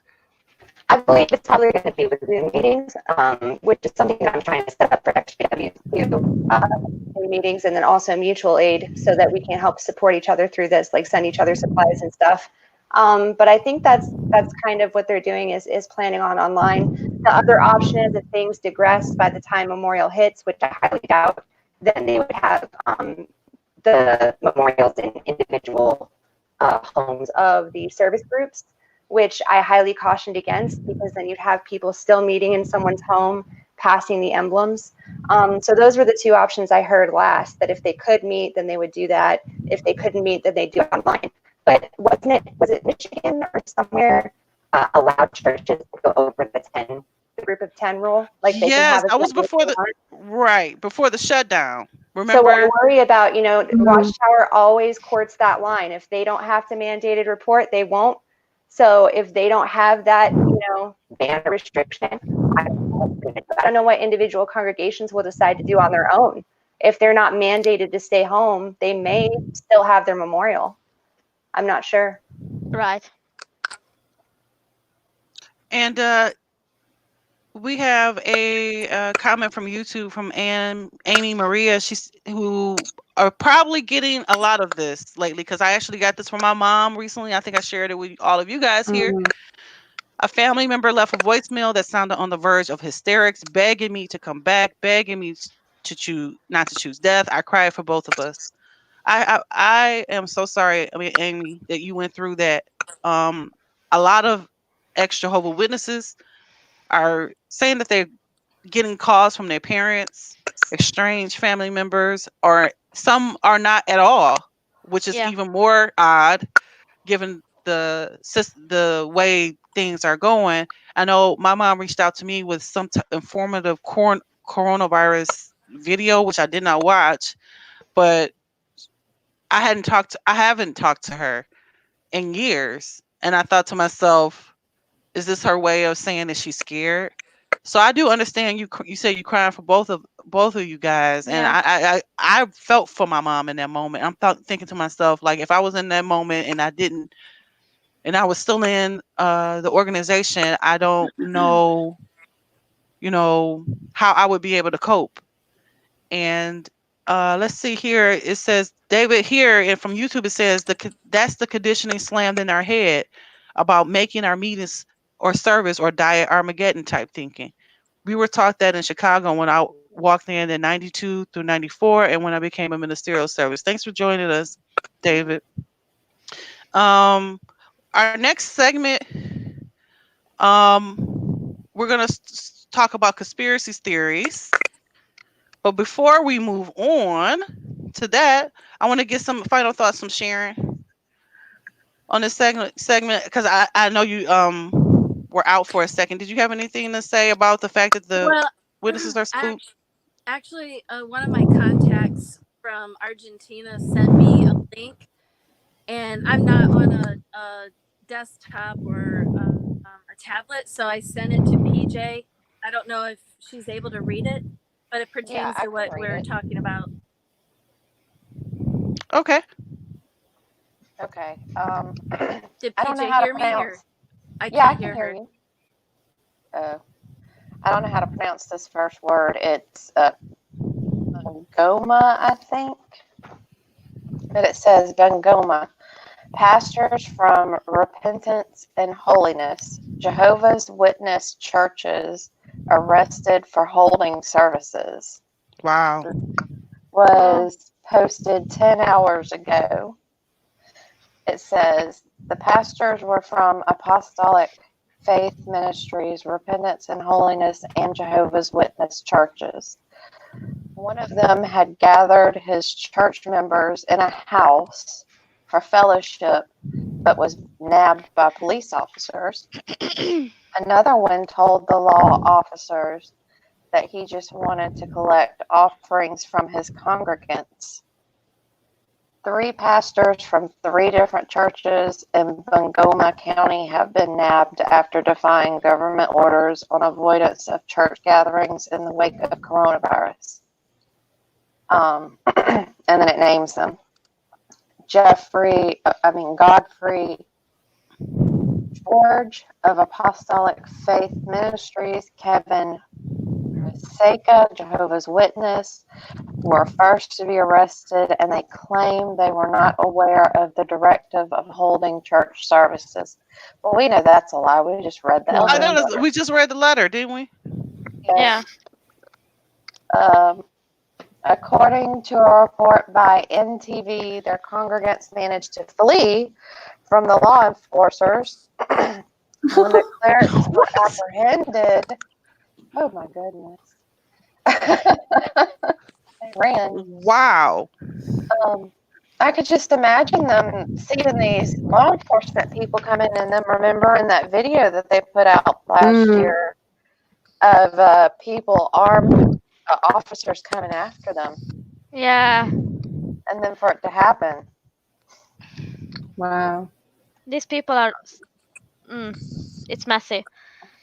It's I mean, to this day, and well, you ladies know the mental breakdown I experienced when I went shopping like 2 weeks ago, something like that. And you guys know the like full blown mental breakdown that I had over seeing that the entire shop is empty. Hungary is relatively safe. We don't get natural like catastrophes like tornadoes and volcanoes and earthquakes and big storms and all that. So it's like, and well, I don't think SARS hit Hungary very much because well, who the fuck wants to come to Hungary? Like, okay. So SARS, and well, I was like 4, 5 when that happened. So what the hell does that one know? Anyway, so I never experienced anything like that, and the just panic on all over media, and I needed to stop following the news these past couple of days because it's all about the deaths, and they don't and yeah, I get it, and it's just a tragedy that on insufficient communication led to this, basically. Like if there was better communication, this could have been caught much earlier, but there wasn't clear and concise and honest and transparent communication between China and the rest of the world, and China and the Chinese people, because well, you know, dictatorships are gonna dictatorship, I guess. And so the thing is that it's really freaky, and there are things being developed, and we are about to hit the peak, is what I read. It's that in about 2 to 3 weeks, everyone, kind of everyone, because you know, it's never a point when a virus just decides, okay, I infected everyone I can, time to go. It's gonna be here from now on. But you see, the thing is that in about 2 to 3 weeks, we're gonna hit peak. That's when most of the people who are gonna get infected are gonna get infected and get hit with the symptoms and all that. And I needed to unfollow the news just a bit and use Facebook less, because all I can see is posts about people freaking out and posts about people dying, posts about conspiracy theories about how you know, how this is all a scam to kill us all, and all that, which is just freaky because I have anxiety, I have depression, and I am prone to suicidal ideation. So I needed to take that step and only check the news about COVID-19 weekly, because I just could not. I just could not bear the constant barrage of this. This is how many people died. This is how many people died. This is how many people died. Okay, but we have so many people who recovered. Why don't we talk about that too? Why don't we talk about the amazing scientists who are backbreakingly work day and night for a vaccine, who are trying to improve treatment? Why can't we focus on that for a bit? We can do both, but well, of course, media. Talking about the news, while we've literally been live, it flashed up from the BBC that we've had a coronavirus warning in the UK that it's going to be 6 months before the UK returns to normal. Yeah, I expect something similar And here too. also, I noticed on Well, at least they're YouTube. honest. At On least they're YouTube, honest because yeah. Trump isn't saying that. On YouTube earlier, Nigel Rowley actually said that the London Excel Centre, where me and Emma protested in 2018 and 19, is being turned into a coronavirus hospital, and so is our airport. They're being turned into hospitals and 2 morgues in preparation for what they think is coming Wow. ahead. Right. Actually, Wow. can I add something to just that? In Spain, again, I work just for those who are just joining us, if there is such a person. Hi there. But I work in the aviation industry, and we book hotel accommodation and transportation for passengers who are disrupted on their flights. And basically, Spain is in such a situation that most of their hotels not only are closed, like closed, many of them permanently or until further notice, and some of them suspect for the rest of the year. But in Tenerife Sur and Tenerife Norte, most of the hotels are actually not only closed, but they use each individual room in the hotel for COVID suspects and COVID patients for isolation and for medical staff to get accommodated if they need to travel. And that's actually oh my god, I can't speak. And that's actually a thing that's happening more and more in Greece and more in the UK. Like Emma said, we called London Luton so many times in these past 2 weeks, and hotels are telling us, no, no, no, no, we're only taking doctors and patients. We're only taking doctors and patients. We're only taking doctors and patients. So Yeah. so that's a thing going on. Sorry about that. It's just something No, that don't I. apologize. Okay, so we are moving on to our next segment, which you will be talking about conspiracy theories. You'll be leading us there. Did anybody have any final thoughts or anything that they wanted to say before we moved on to that? I know, Chessa, you can't stay long with us, so I know I keep saying this. I don't mean to be like, Chessa, you can't be here long. Say something. No, I just mean like, I don't want to hold you because I know you have some things to do. And did you have I any actually final got a little thoughts or bit anything? longer. I have one more hour if we stay another Oh, hour. yay, Chessa! I go to reddit.com for my news, and they have like a coronavirus thread that they do every day from around the world. And I was reading a few. It says the workers who supply the world's food are starting to get sick. So, all the food runners or the farmers or the food producers are still working, and a lot of plants and manufacturers are still working. So all the people that provide the infrastructures to our, societies, no matter where you live, are starting to get sick. So there's people on that comment section talking about how you can farm at home, or how you can, filter your water. We have a water filter here. We have a Life Water and a Sawyer Squeeze, so that in case the water gets bad and there's no water regulation because everybody's sick, then we can, filter our own water. And then it said a 30-year-old Brooklyn teacher denied coronavirus test 3 times, is in serious condition on a ventilator. And then the other one I saw was under the regular thread, there was one comment that said, my wife is an RN and is 24 weeks pregnant. She currently works on a floor where they aren't treating COVID patients, but that can change. She and me are nervous about her getting it and then giving it to our baby. What would be her best bet? She can't file unemployment without being laid off, and they aren't laying off. I know one of our friends commented on her Facebook earlier that she has asthma and she's so terrified to go work, but she's trying to pay rent and give at least $500 by this weekend.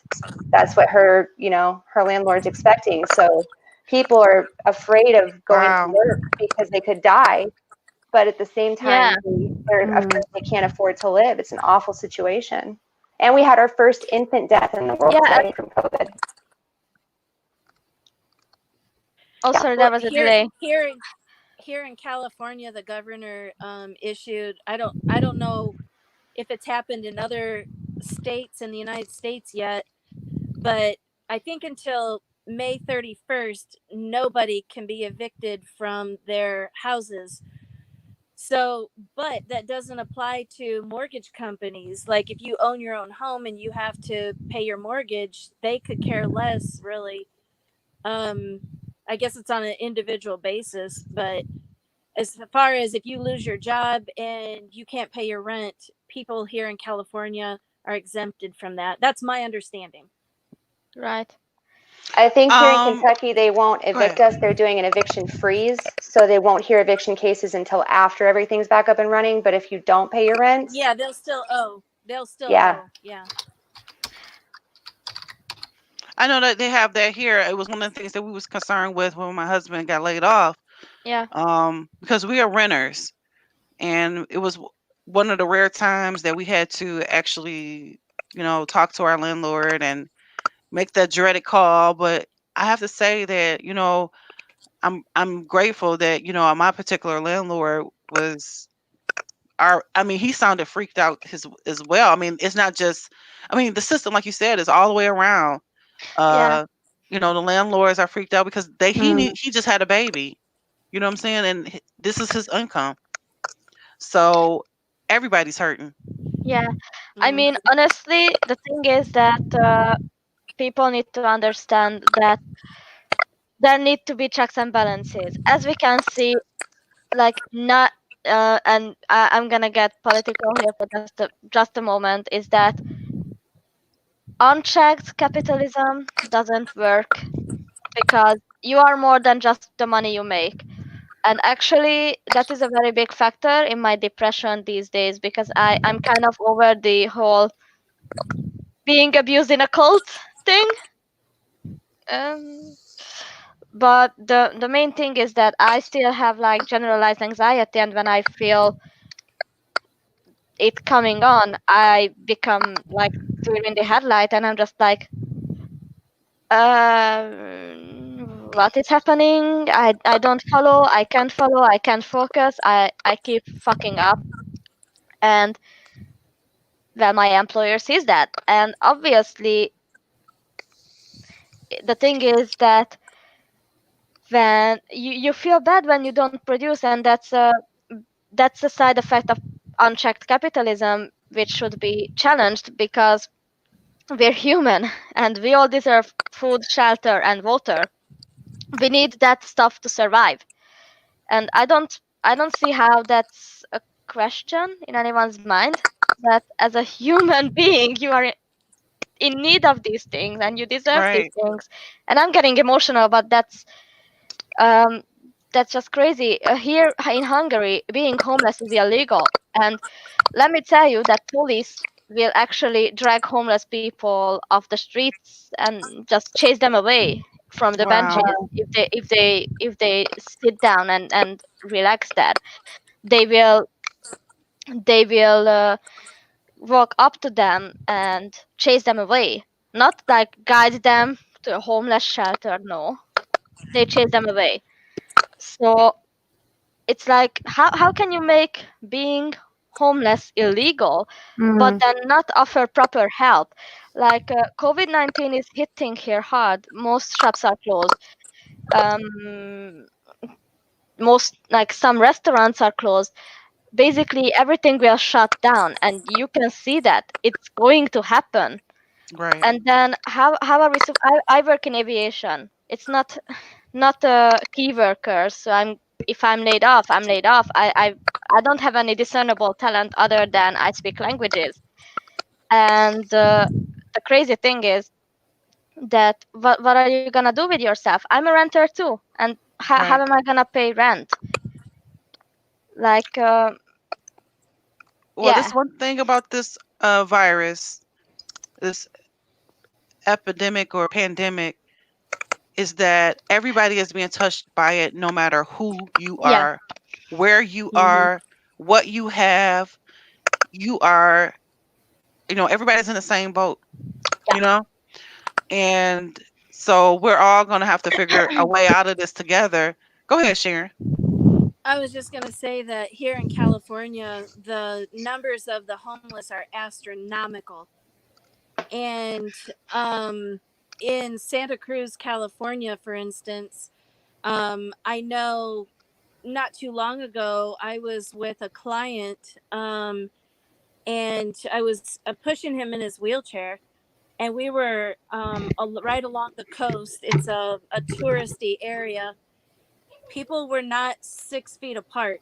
And so, like, I talked to the office that I work for, and I said, I'm really not comfortable, taking my client to the area that he's used to going to because he's well known and well liked there, and people keep coming up to us. And so, wouldn't you know, like, well, the office made a change for the whole company as far as us taking people to public places. And before next week, the following weekend, which was just yesterday, it was in the newspaper yesterday that that very same spot that I was at the week before, the governor shut down all the parking lots for that area and a lot of other scenic areas. So the interesting effect that that's having on the homeless, you used to see the homeless people, near shops, walking on side streets in downtown Santa Cruz, walking in the tourist areas, panhandling. And now there's literally nobody to panhandle from. So the people that used to survive from handouts, there are no handouts on the streets. Nobody's there. So, and in that regard, as far as the our cult, post cult recovery community, I know one person in particular who's been struggling in and out with homelessness. Well, when this hit, where's this person supposed to go? They've left the cult. They have no support. They were already struggling with homelessness, and now they're forced to go back into an abusive situation just so they're off the streets. So that's that's how it is affecting us cult survivors. That Yeah. that's another angle, I guess, of looking at it. I'm not certain if anyone said that I needed to run to to pee and all that because we have been sitting here for like a long time. So basically, it's I think if hopefully we all survive, we all will come out on the better end of it all, and hopefully what people will realize is that we're all human and we all need to be there for each. Excuse me, thank you. And that we all need to be there for each other because and unfortunately not each and every one of us can have a garden. I live in a shoebox apartment. I basically have no means to self sustain. I rely on farmers, and that's fine. We will have people who are disabled. We all have people who are sick, allergic, asthmatic, who can't handle that much physical labor. I still work the fields. I'm 40 kilograms. That's like 80 pounds, maybe. Maybe.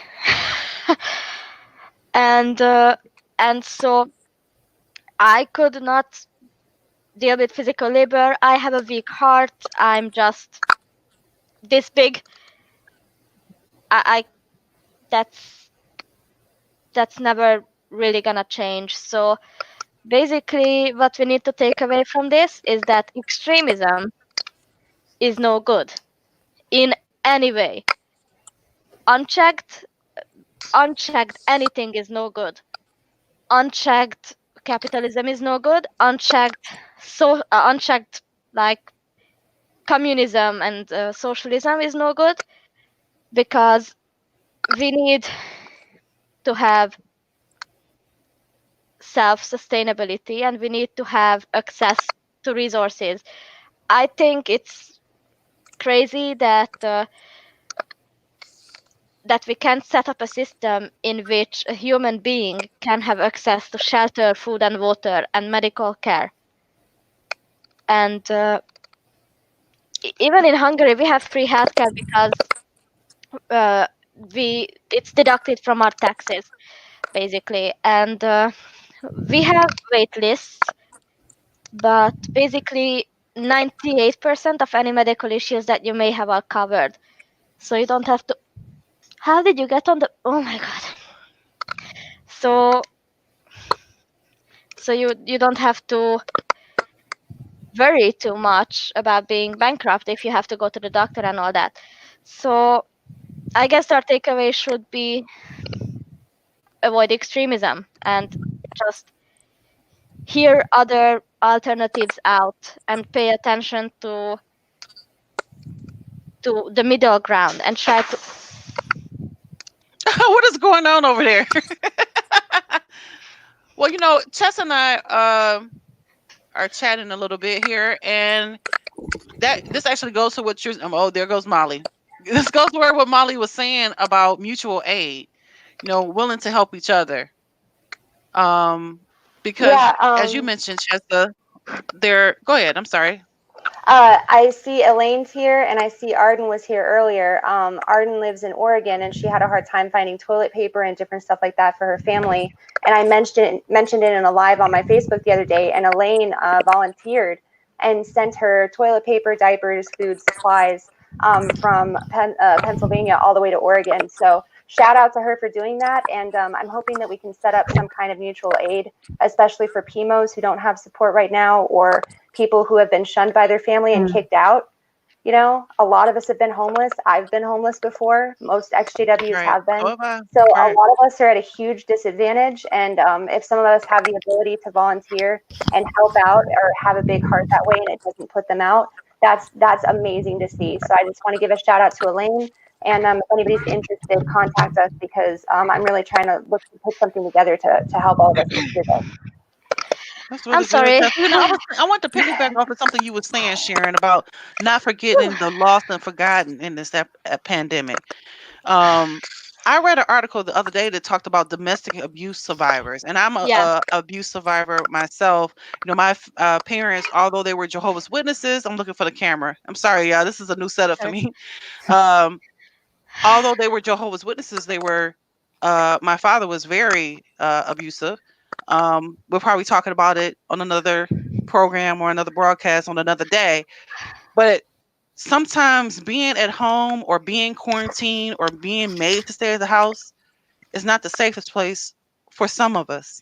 Yeah. Being at home and being locked in with an abuser or being scared potentially that you could be abused by your abuser in the home.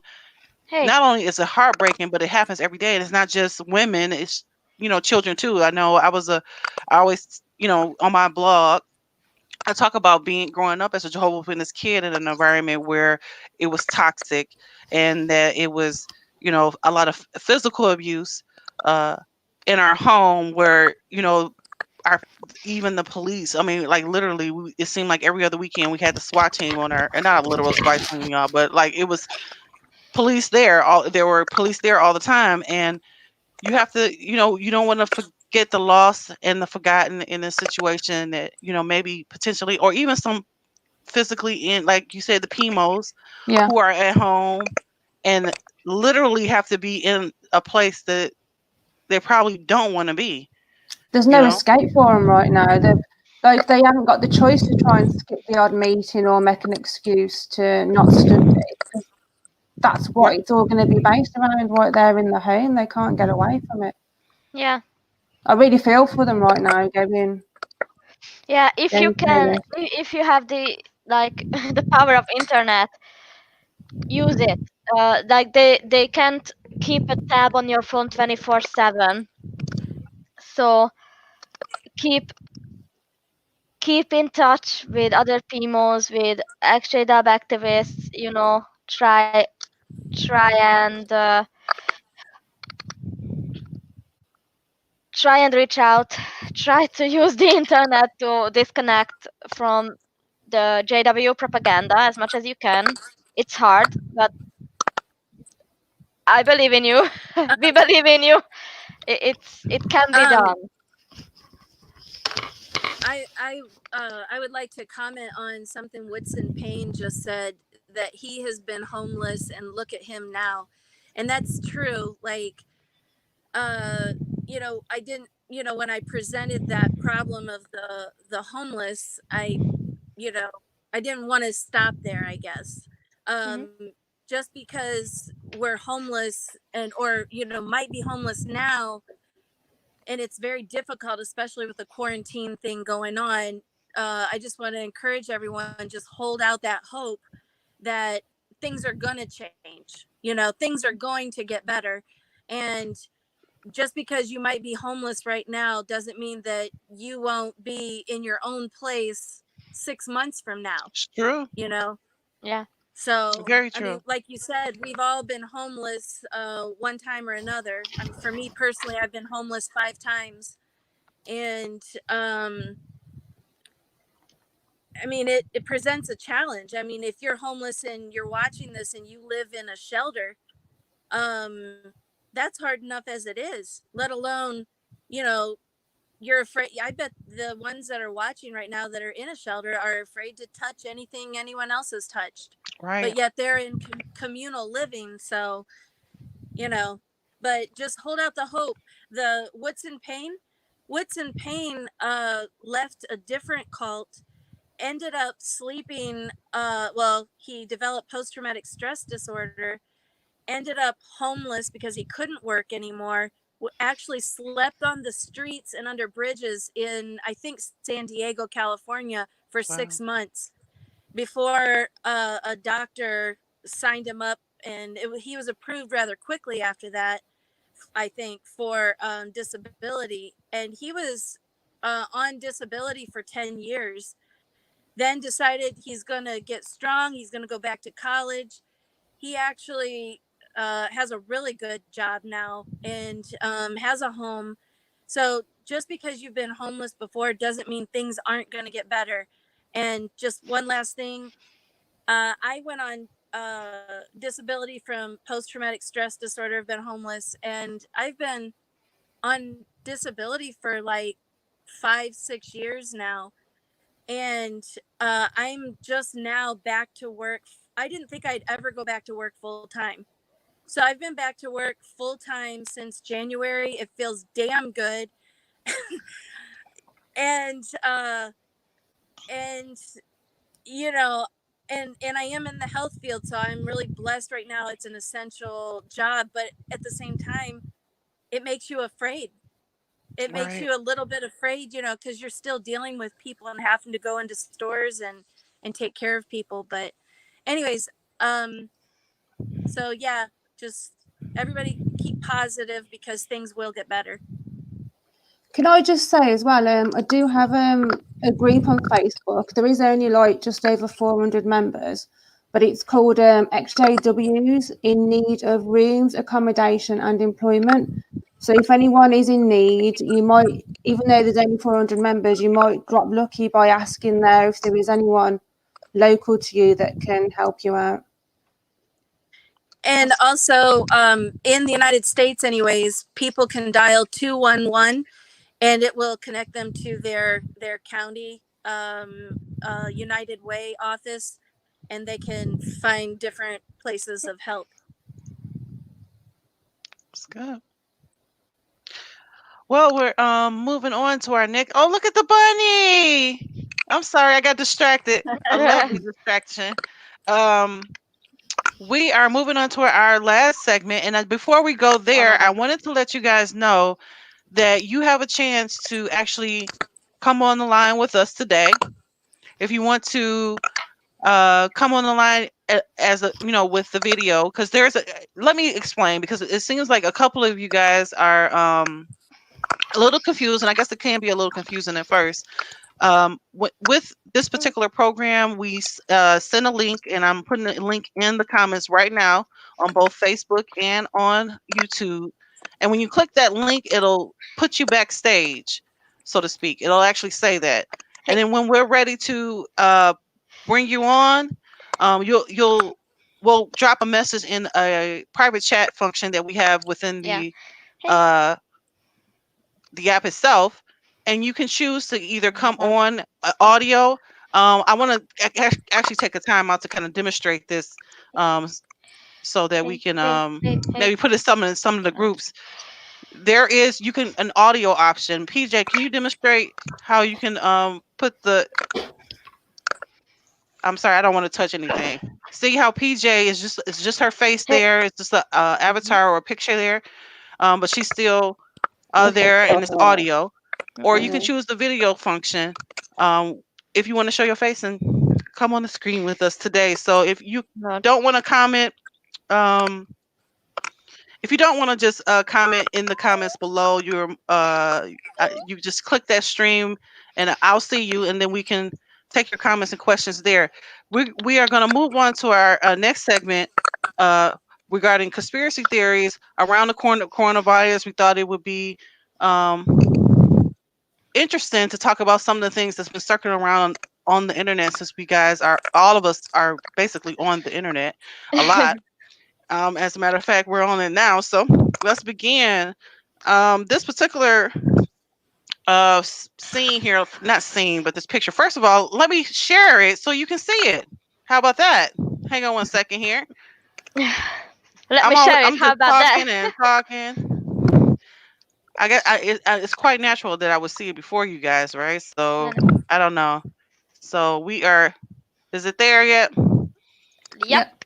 There we go. Hey, baby.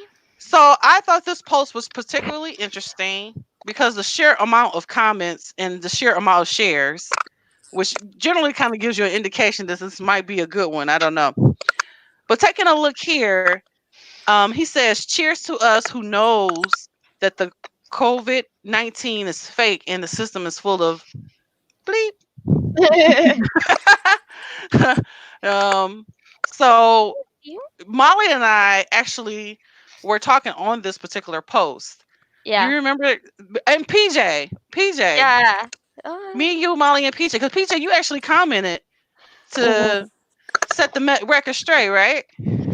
Yeah, I was like, yeah, of course, the whole world is working together with the United States government to fake all of this. That makes so much sense.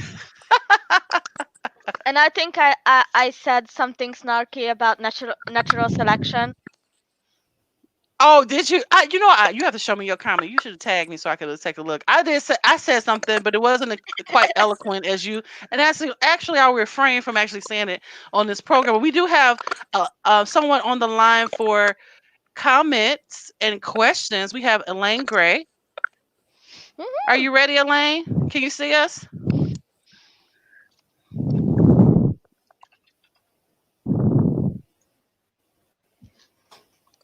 All right, so give me 1 second here.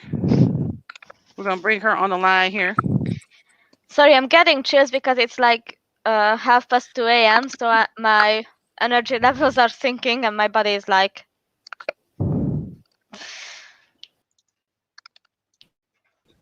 Hello, Elaine. Hi. Thank you for joining us. Can you hear me? Can you hear us? Can you hear me? Yes, we can hear you good. Yeah. Hey. Yeah. So thanks for joining us on the program How is everybody? today. Did you have a question or a comment? No, I just wanted to check in. I just wanted to see if this worked or not. You're our test subject. My bunny is I'm checking out now. My bunny already. Okay. Bye. My bunny is trying to drink my fruit water. Look at that. He's a cheeky Alrighty. boy. So if you were able to Huh? see how Yes it or no? it works, so you'll click the link below, and you can join us by audio or video, and you're more than welcome always as always to drop a comment in the comment section below.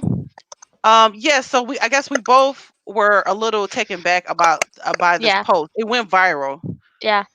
I'm sure he wasn't expecting it for it to go viral. Yeah, I mean, I'm definitely sure that either you sent a screenshot of this in a private message or something like that, and I recall saying something snarky like, "I hope natural selection takes him first," something like that. Right. Like, And I think well, I think it was kind of interesting because after talking to him, not talking to him, it looked like he was liking and loving some of the comments. So maybe there was a little education there. maybe. Let's see here. The next slide we have. Oh, I love this one. Who who saw this one first? PJ. I mean, PJ. Yeah, I remember I mentioned 5G, and then 2 minutes later, PJ was like, "Here." We were talking about being cheeky about it. I was like, "Are you Oh this yeah. cheeky?" I mean, when I was presenting my pictures, I wanted to I was very tempted to say like, and here are some idiots making it harder for everyone to stay alive by hoarding. But this is just to me a good character, like a good, I can never say caricature or whatever, Oh my a god, good stop. capture. They capture exactly what's going on here when you talk Yeah, about cell towers and weaponized bats, 5G bats, actually, not yeah, just any bats, 5G bats. And then you got the tissue toilet paper. I guess he's beaming up here. I just thought it was funny. yeah. PJ, I don't know where you found this. Wake up, sheeple. The truth is just so damn Before, obvious, and that's how most conspiracy theorists start off, right? Wake yeah, up. and before I get into the conspiracy, oh my god, I'm sorry, y'all. My rabbits just love to use me as a climb tree. So, so, what I wanted to say before moving on to talking about conspiracy theories and stuff, if you want to watch some quarantine mood setters, watch Contagion. Contagion is a very good pandemic movie, and actually they consulted scientists and doctors, and they read medical journals. Oh my god, I can't speak. I'm sorry, y'all. Of doctors who were working during the SARS pandemic, and who were working during the whole swine flu thing. And they used those journal notes, and they like contacted the doctors who worked on those to actually like get information on how to accurately represent what happens during a pandemic, and during like how a virus infection spreads and goes around. So it's a good movie to watch. I watched it for the first time the other day. I don't know how I missed it because I love binging horror and apocalypse movies. So anyone who has any suggestions, please, for the love of God, text me. I've been watching documentaries. I guess I'm just spooking myself Molly, to did we death. I'm like, oh, has misunderstand? that really happened? But I was telling Emma the other day, I love The Last Man on Earth. Is that what it is? Is it The Last Man on Earth? Is that am I getting Yeah, it I right? think it was. Yeah. Yeah, that's a good one too because I hadn't realized. I actually remember watching this show thinking like, wow, that's so far fetched. Until now, there is actually a pandemic. There is, hopefully we won't end up being Yeah. the last people on Earth or something like Yeah. that. But it's I'm really so sorry. funny. It makes light of the situation in a funny way. So Yeah. That's really good, Molly. And that's a good point. I mean, you want to keep it light, Yeah. and during I'm this so time. Well, sorry. I think My rabbits destroyed the barricade. Like North Oh. Korea. North Korea is not as barricaded as my bed is. They managed to dismantle it, and now they are running up and down my bed. And the thing about rabbits is these two are litter trained, so they are clean and all that. But the bed is squishy, and bunnies have an instinct to pee when they feel squishy. So that means whenever one of these little assholes gets on my bed, it gets peed on, which is very annoying. Thank you. Hey. Oh god. Well, we have. Am I saying this right, Ali or Hi, Ali? Ali. Yeah, Allie. Can you hear me? Hi. Hey.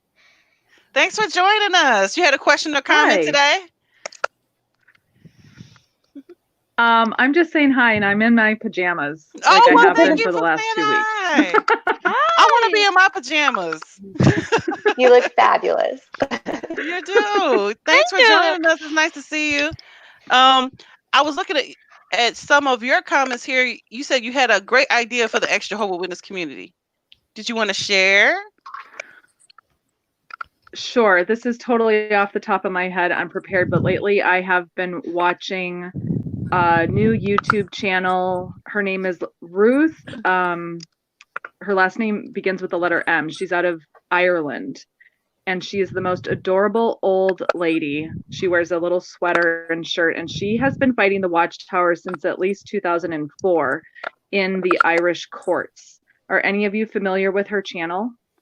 This Or is the her first I've story? actually heard of it. You, Chessa? Mm.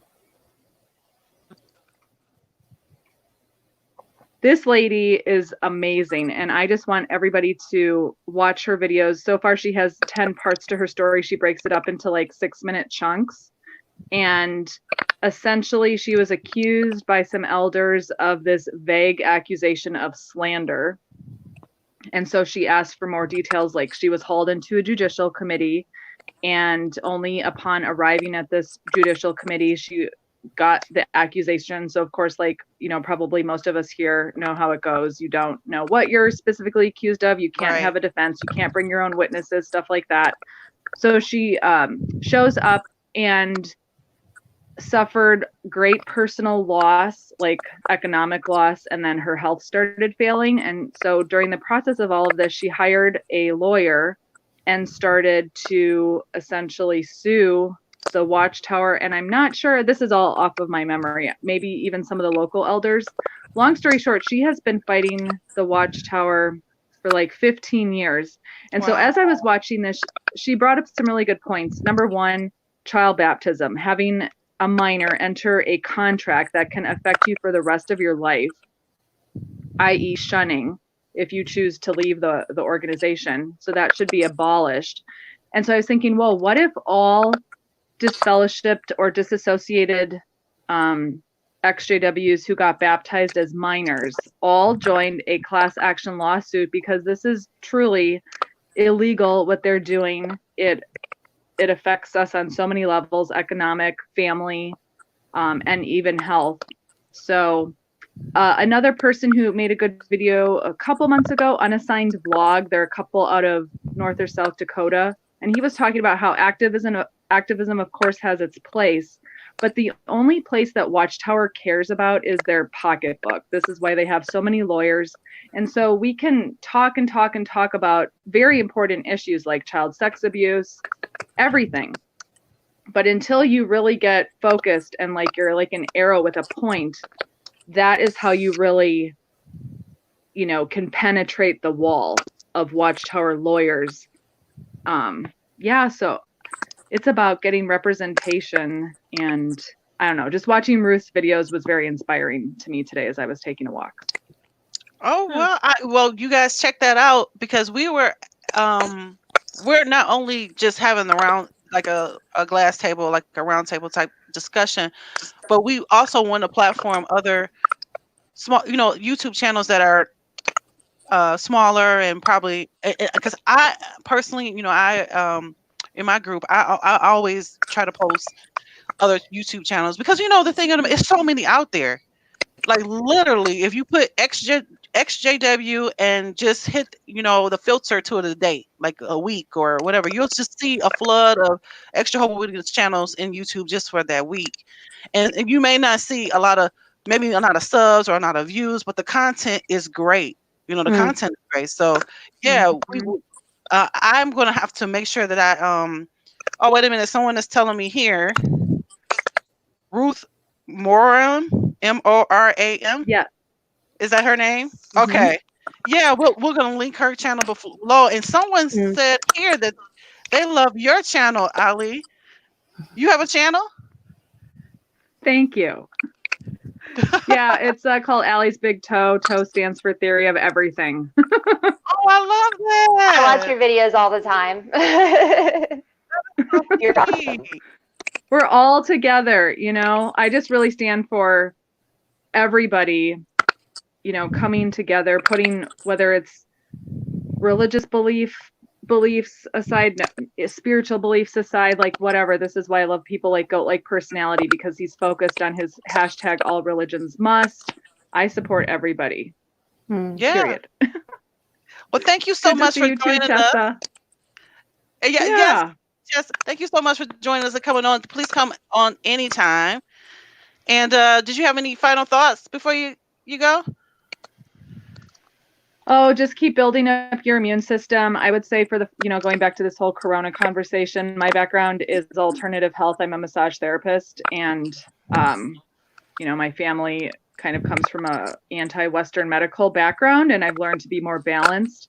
But vitamin C, vitamin D, lots of zinc, fresh air, exercise, bare feet in the ground, and not, I had to kind of step away from watching too much of the news because I just felt myself feeling anxious, and just practical measures. I'm not hanging out with my elderly parents, stuff like that. Yeah. Okay. Well, everybody stay safe, and you stay safe too. I'm going to check out your channel. Can you link it below in the comments so that everybody, just drop the link so that everybody can know where you are. Thank you so much for joining us. We had I think Molly is back, you guys. Hey Molly, you ready? This is your time to shine, ma'am. You ready? I'm so sorry. I needed to stop my rabbits from wreaking havoc on my bed. So I needed to rebuild the North Korean border again. All right. Okay, so. Okay, here we go. Well, before we go to the next slide here, Chessa, you want to close out? Yeah, I have to head out. I love you, lovely ladies, so much. I know. I gotta go cook my baby some dinner. So you guys, this is an extra long live, guys. Our live is not usually this long. This is an extra long, not extra long, but it's like kind of like a special. So thank you to Ali for coming on. Thank you for Elaine coming on. Thank you guys for all the comments. And again, if anybody's interested in doing that mutual aid with me, or if you want to connect with the mutual aid in your area, contact me and I'll get you some help, okay? All right, I'll talk to you guys later. Bye. Bye, Chessa. All right, here we go. Let's see. So before we head into this, I did research, and I will share some of that. But if there are any actual doctors in the audience, and if there are any scientists in the audience who might catch this, and if I would happen to have something incorrectly there, then let us know, because well, internet's gonna internet. I guess. Right. So this is some conspiracy theories, and I titled it appropriately, A Basic Introduction to Some Scientific Mumbo Jumbo That No One Cares About. That's so funny. So I have 3 theories listed in here. One of them is the 5G theory, the other is the man-made virus theory, and the third is that COVID-19 is fake. it doesn't exist, and the media just blows it up to sell fake toxic vaccines. So let's get to it. So 5G frequency warfare is basically 5G is the new generation of phone connection via the internet. Basically, it started going large in China. Wuhan was the first region actually to go live with 5G. And people are saying that 5G causes the COVID-19 because 5G frequency is higher than 4G or 3G or all the previous Gs. And basically they are saying that cell phone towers that use the 5G frequency, they are deliberately causing this acute stress on our bodies, and that is COVID-19. Now, let's go into why that is not correct. Basically, as far as my research showed, and there's the major source that I used, this theory is based on the report of Bill P. Curry, and he was asked to report for a university dorm. They were establishing a cell phone tower close to the dorm so the students can have better reception, better access to the internet, because for studies it's needed. And he basically said that the brain's gray tissue absorbs this frequency radiation, and that it could cause cancer and it could cause severe bodily stress. And basically he said that wireless signaling could cause severe harm to the damage if overexposed, which is true. You should not be sleeping next to a cell phone tower, but 5G is not gonna kill you, and here's why. If we could have the next slide. So basically, 5G is not, obviously, overexposure to any kind of radiation is not healthy for you. So please don't take this as you can sleep next to your phone charging every day and night without repercussions, because that's gonna affect you. Don't sleep next to electricity, kids. Turn off your electricity devices before going to sleep, okay? Set up your bed far away from electric wiring. Avoid overexposure to radiation, like don't stand next to the microwave all the time. All that. Stay safe. But basically, later on, this finding was refuted because Dr. Curry's analysis failed to recognize that the skull itself and the human skin have a shielding effect, because obviously there's natural radiation from space and all that. So we need to have some kind of shield to not be harmed by that. And basically here on this one slide, we can read that the doctor who refuted these statements was Christopher M. Collins. And you can, if you get back to this link that I use as a source, you can check the resources and find out more about 5G. It's actually very fascinating. So if you have time and if you have interest, I highly recommend checking it out because it's very fascinating. And there is actually an amazing video by Suris the Skeptic debunking this exact theory, going into more detail, because obviously I'm not a tech guru. So I just did the best research I could and pulled as much information together as I could remember and as I could recall and recollect. And Molly, you did an outstanding job. You did. You honestly, you did with the slides and the information. I felt like I was in a science class, like I'm learning something. In Because it, the most like back to science I school. had, right? The most science I had was the evolution and creation book. right. I used to use that for So my papers and projects in school.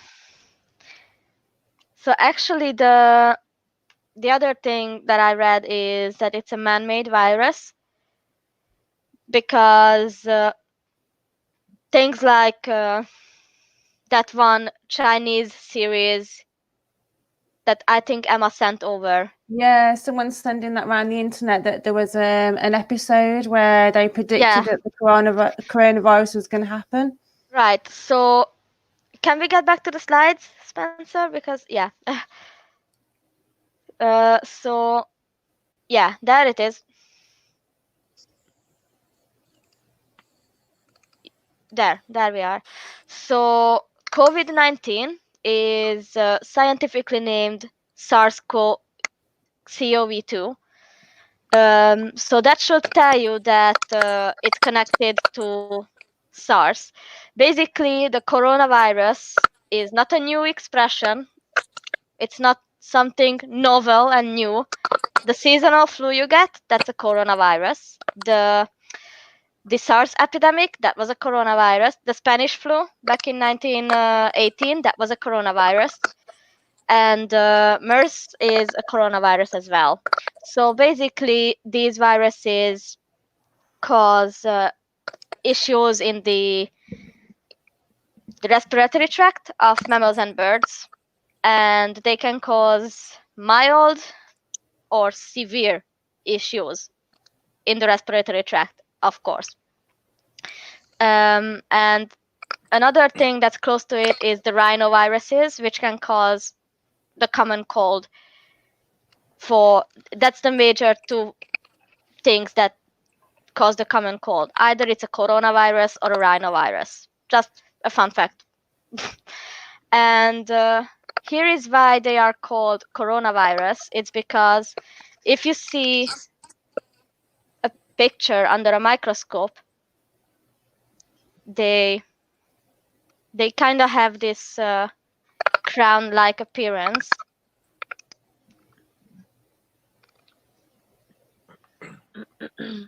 As you can see, so they have these little crowns on them. That means that they are highly infectious, of course, as we can experience with just this COVID-19 thing going around. It's highly infectious because it has these little crowns that can easily attach to surfaces and the mucous membranes that us humans have and the animals have. And basically, just as with SARS, this also is said to come from bats. And the reason why is because bats are weird. Basically, bats are weird for a reason, is because their immune system is simply their immune system simply allows them to be sick without symptoms. So they basically can carry 1,000 diseases, but their immune system is equipped in such a way that they will be asymptomatic. They will live on their full lives as bats, and they will not be sick, they will not die from it, they will just carry it asymptomatically. And that is why, and as we know, bats migrate together in big groups. So it goes around without symptoms. The bats don't die, they just carry it around. And when there's deforestation, when there's humans interfering with bats' natural life cycles, obviously there's more interaction between bats and humans, and eventually it's gonna jump. That's how it happened. Now, there's another picture of a coronavirus. It details the parts of the virus. I thought it would be nice to include it because I'm a freak for science. I love seeing charts and stuff. So here we basically have how a virus looks. Technically, not something that's alive. It doesn't have DNA by itself. It needs to attach to a host. So what you can do to avoid coronavirus other than keep social distance, wash your hands, disinfect doorknobs and light switches and frequently used and visited areas often, is keep your mucous membranes hydrated and don't touch your face. So basically, the best policy you can do is never go thirsty, never leave your mouth dry out, never let your lips get chapped, never let your skin go dry. Keep hydrated. Keep hydrated. Where is it?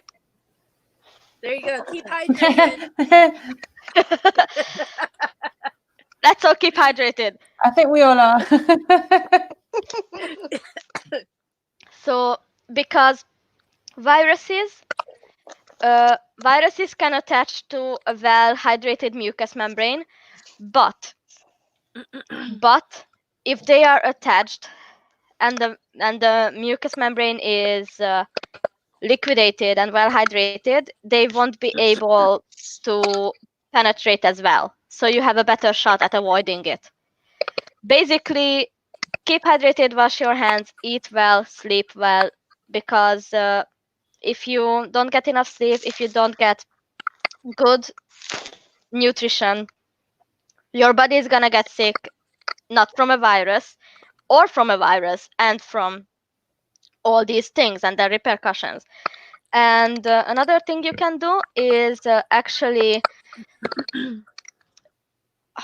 hot, humid areas, like maybe buy a steamer, because viruses like this, like the coronavirus family and the rhinoviruses, they actually need a colder temperature to stay afloat in the air. So what you can do is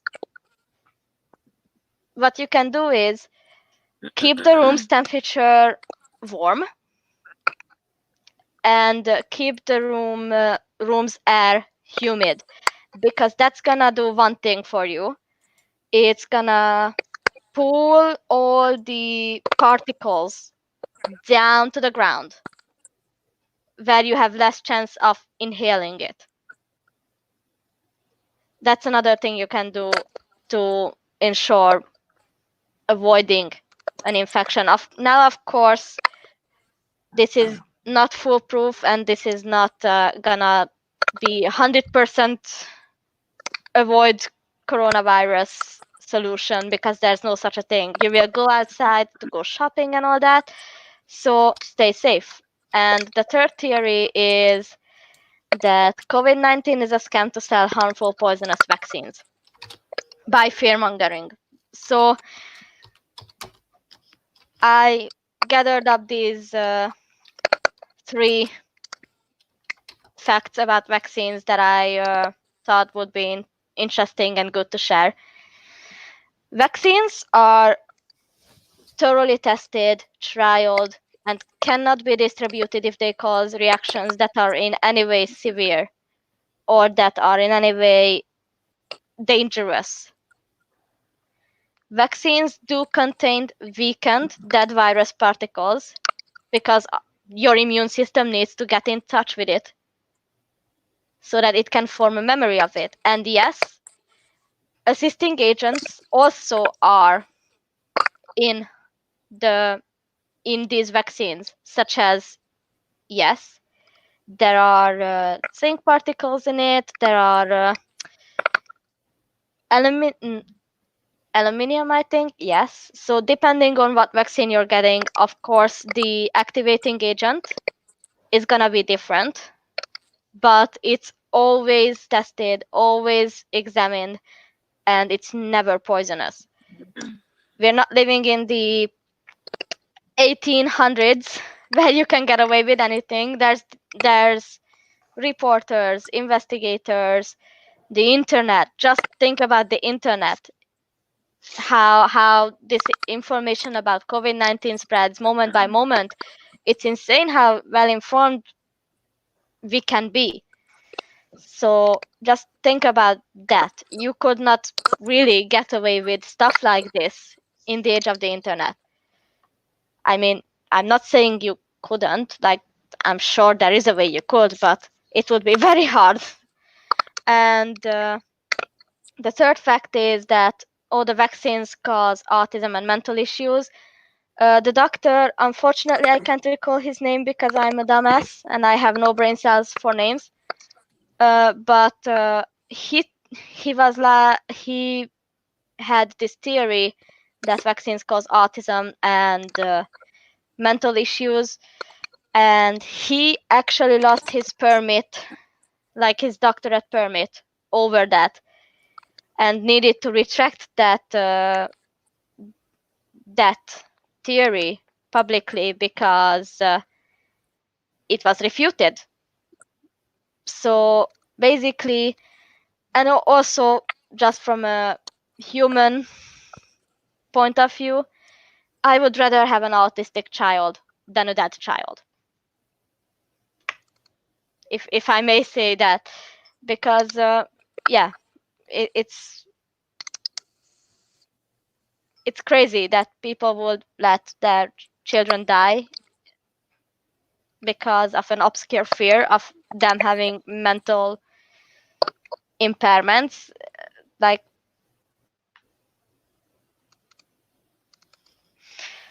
so I'm sorry, I just wanted to jump in here.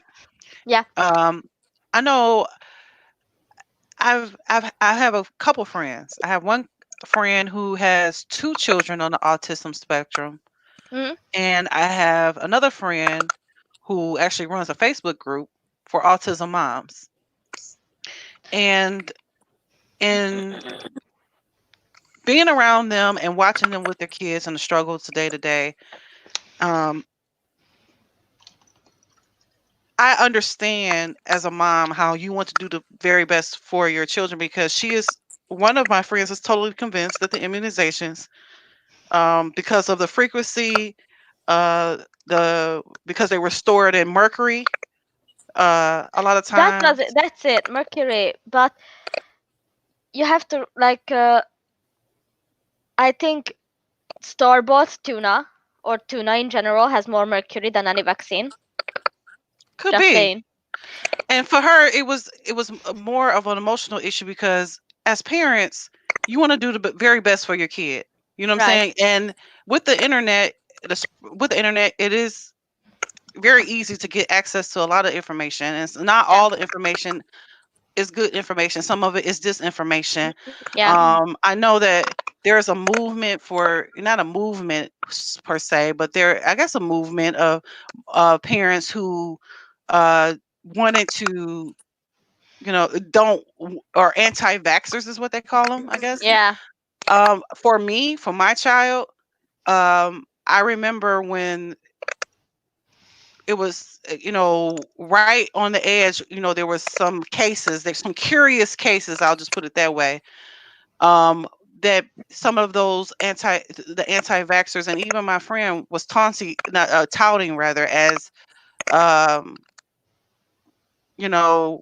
reason why not to vaccinate their children. And I just remember, and especially for boys, she has 2 boys. Apparently the risk is a lot higher for you to be on the autism spectrum when you're boys. This is just something I learned.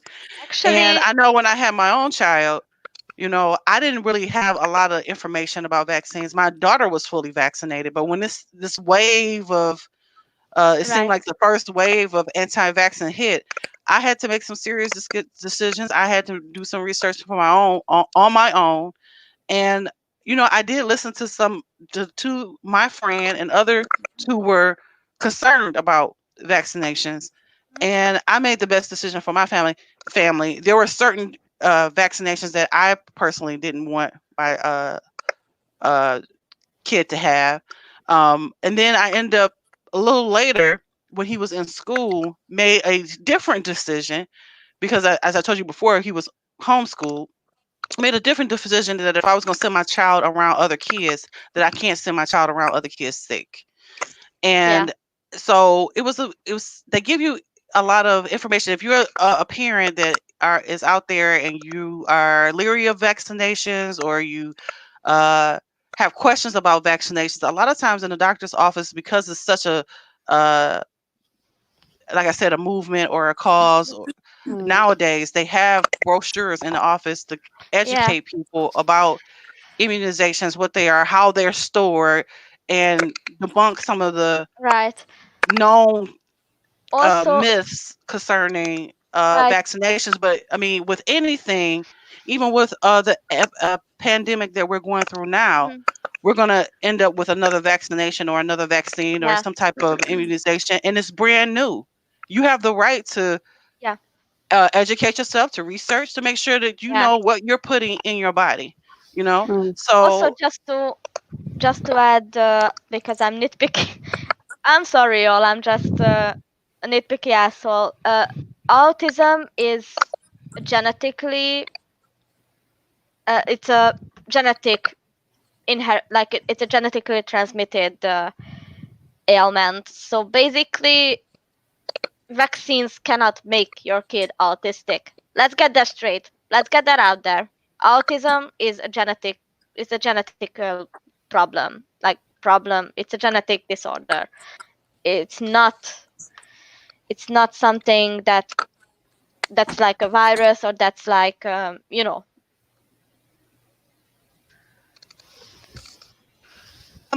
I'm hearing you, Molly. I'm listening to you.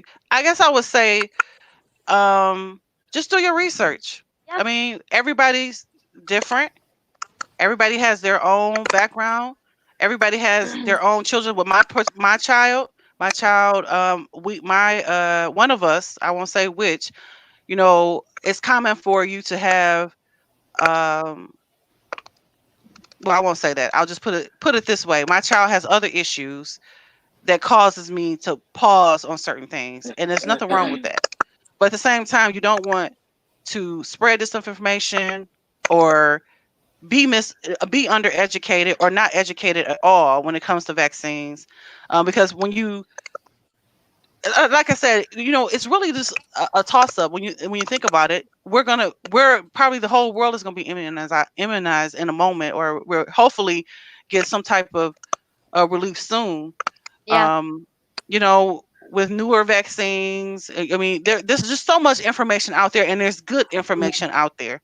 If you have questions about vaccines, or whether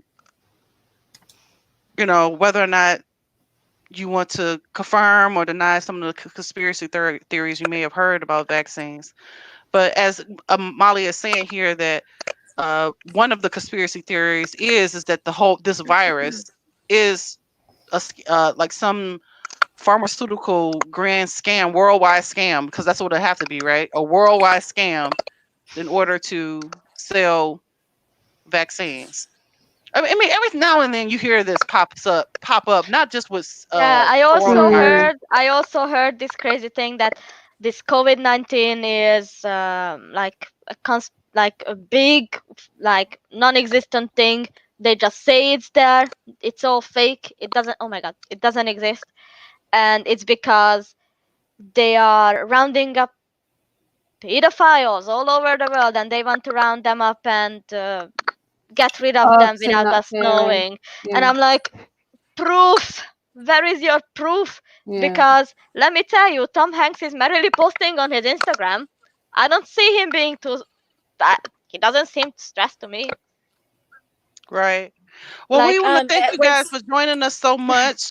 There's well, another I wanted to give everybody a chance for final thoughts. Go ahead, Sharon. Okay. I was just going to say another topic, medical topic that's been tossed around, and this was actually reported on in the USA Today. A couple of months ago, they reported that there, in some studies, that acetaminophen was linked to certain types of cancer.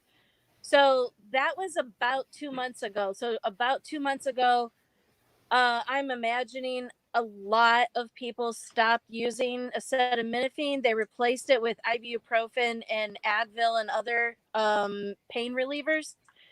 And now COVID-19 popped up, and now there's USA Today also published an article that ibuprofen and I forget the other one for sure, but ibuprofen was one of them. Yeah, That ibuprofen. that they can, and they believe that in some cases can exacerbate COVID-19. So it's like if you kind of feel like damned if you do, damned if you don't. So just maybe moderation and everything. Because like you, Sharon, I've been taking ibuprofen for my arthritis and for my migraines. So it's like, what do? Do you not take it just in case you've got corona, or do you still take your normal medication? Right. I mean everything is so uncertain. PJ, did you have any final thoughts? Just wash your hands. Yeah. Wash your hands. Stay social distancing. Right. Go ahead. Just try to stay relaxed as much as possible. Keep yourself educated and updated as to what the new CDC rules will come out, and you will see it. Watch what the World Health Organization says. Ignore the Facebook doctors. Yeah, I mean, just to add to Sharon and PJ here is check WHO, CDC, and in Hungary the government has a special website called coronavirus.hu, which is basically a website that minute by minute updates the exact situation. Right. I saw that. Yeah, they sure do. It's a live site. And not only the like global situation, the like minute by minute they update on what our ministers are doing about COVID and all that. So don't follow like Facebook posts and articles by random like local newspapers. Follow CDC, WHO, and government websites, because as much as like you might not trust the government. Right. Okay, Emma, you have any last thoughts, any advice, or any thing you might want to say before we close out? I think we've covered most of it. Yeah, wash your hands. Yeah. Everybody's saying wash your hands, right? Wash your hands. Stay hydrated. I think sanitize. I think I would say to those out there who are watching, I know we're approaching the 3-hour mark, so we're going to go ahead and close out so that those of you who just joined us can go ahead and hit #replay in the comments and go back and listen to as much of it as you can possibly can in the one setting. But I just like to say that, to close out, that, all of us, we share a unique background. We share unique scars. We share unique trauma. If you are out there, because we are in how can I say this? We're in a situation where we all need each other.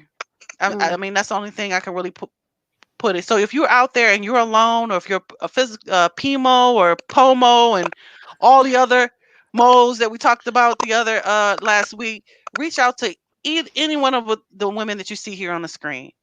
Yeah, we all have our Emma has she talked about the support groups that you have, as well as the group that you have for if you need. They should be all linked in the below, so in the description. So yeah, we'll put the links there, and then go ahead, Molly. Did you please reach out, especially those of you who are physically in and mentally out and need to stay home with JDub drones.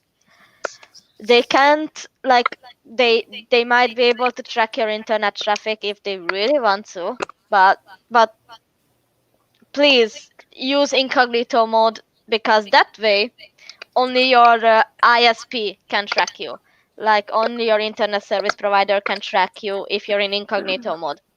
Use the incognito mode, maybe just maybe by a VPN, virtual personal network.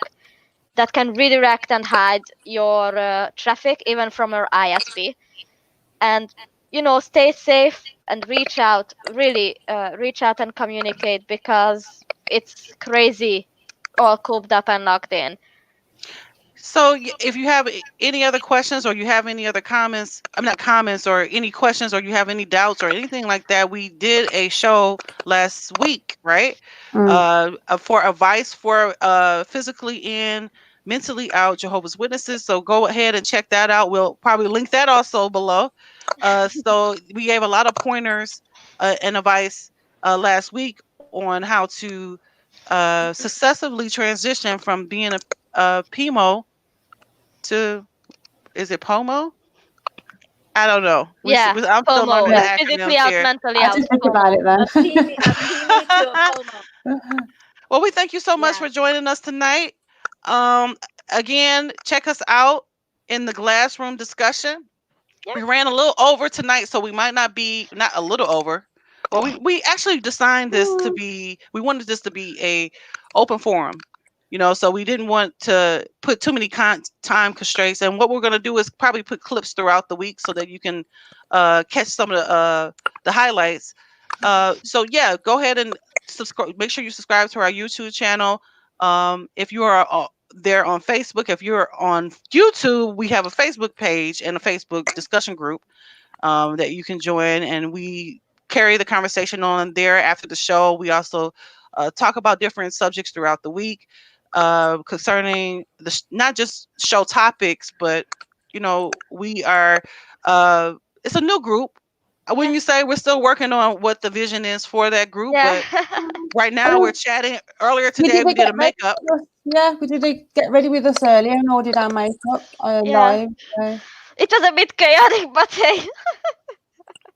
All right, so thank you for all the people who commented it on Facebook and YouTube. Thank you for the guests that joined us today. Again, you can check us out later. And today, I am not going to forget our outro, y'all. It popped in my head. I got so happy. Like, I remembered. Yes. All right, you guys. Bye. Bye. All right, keep waving.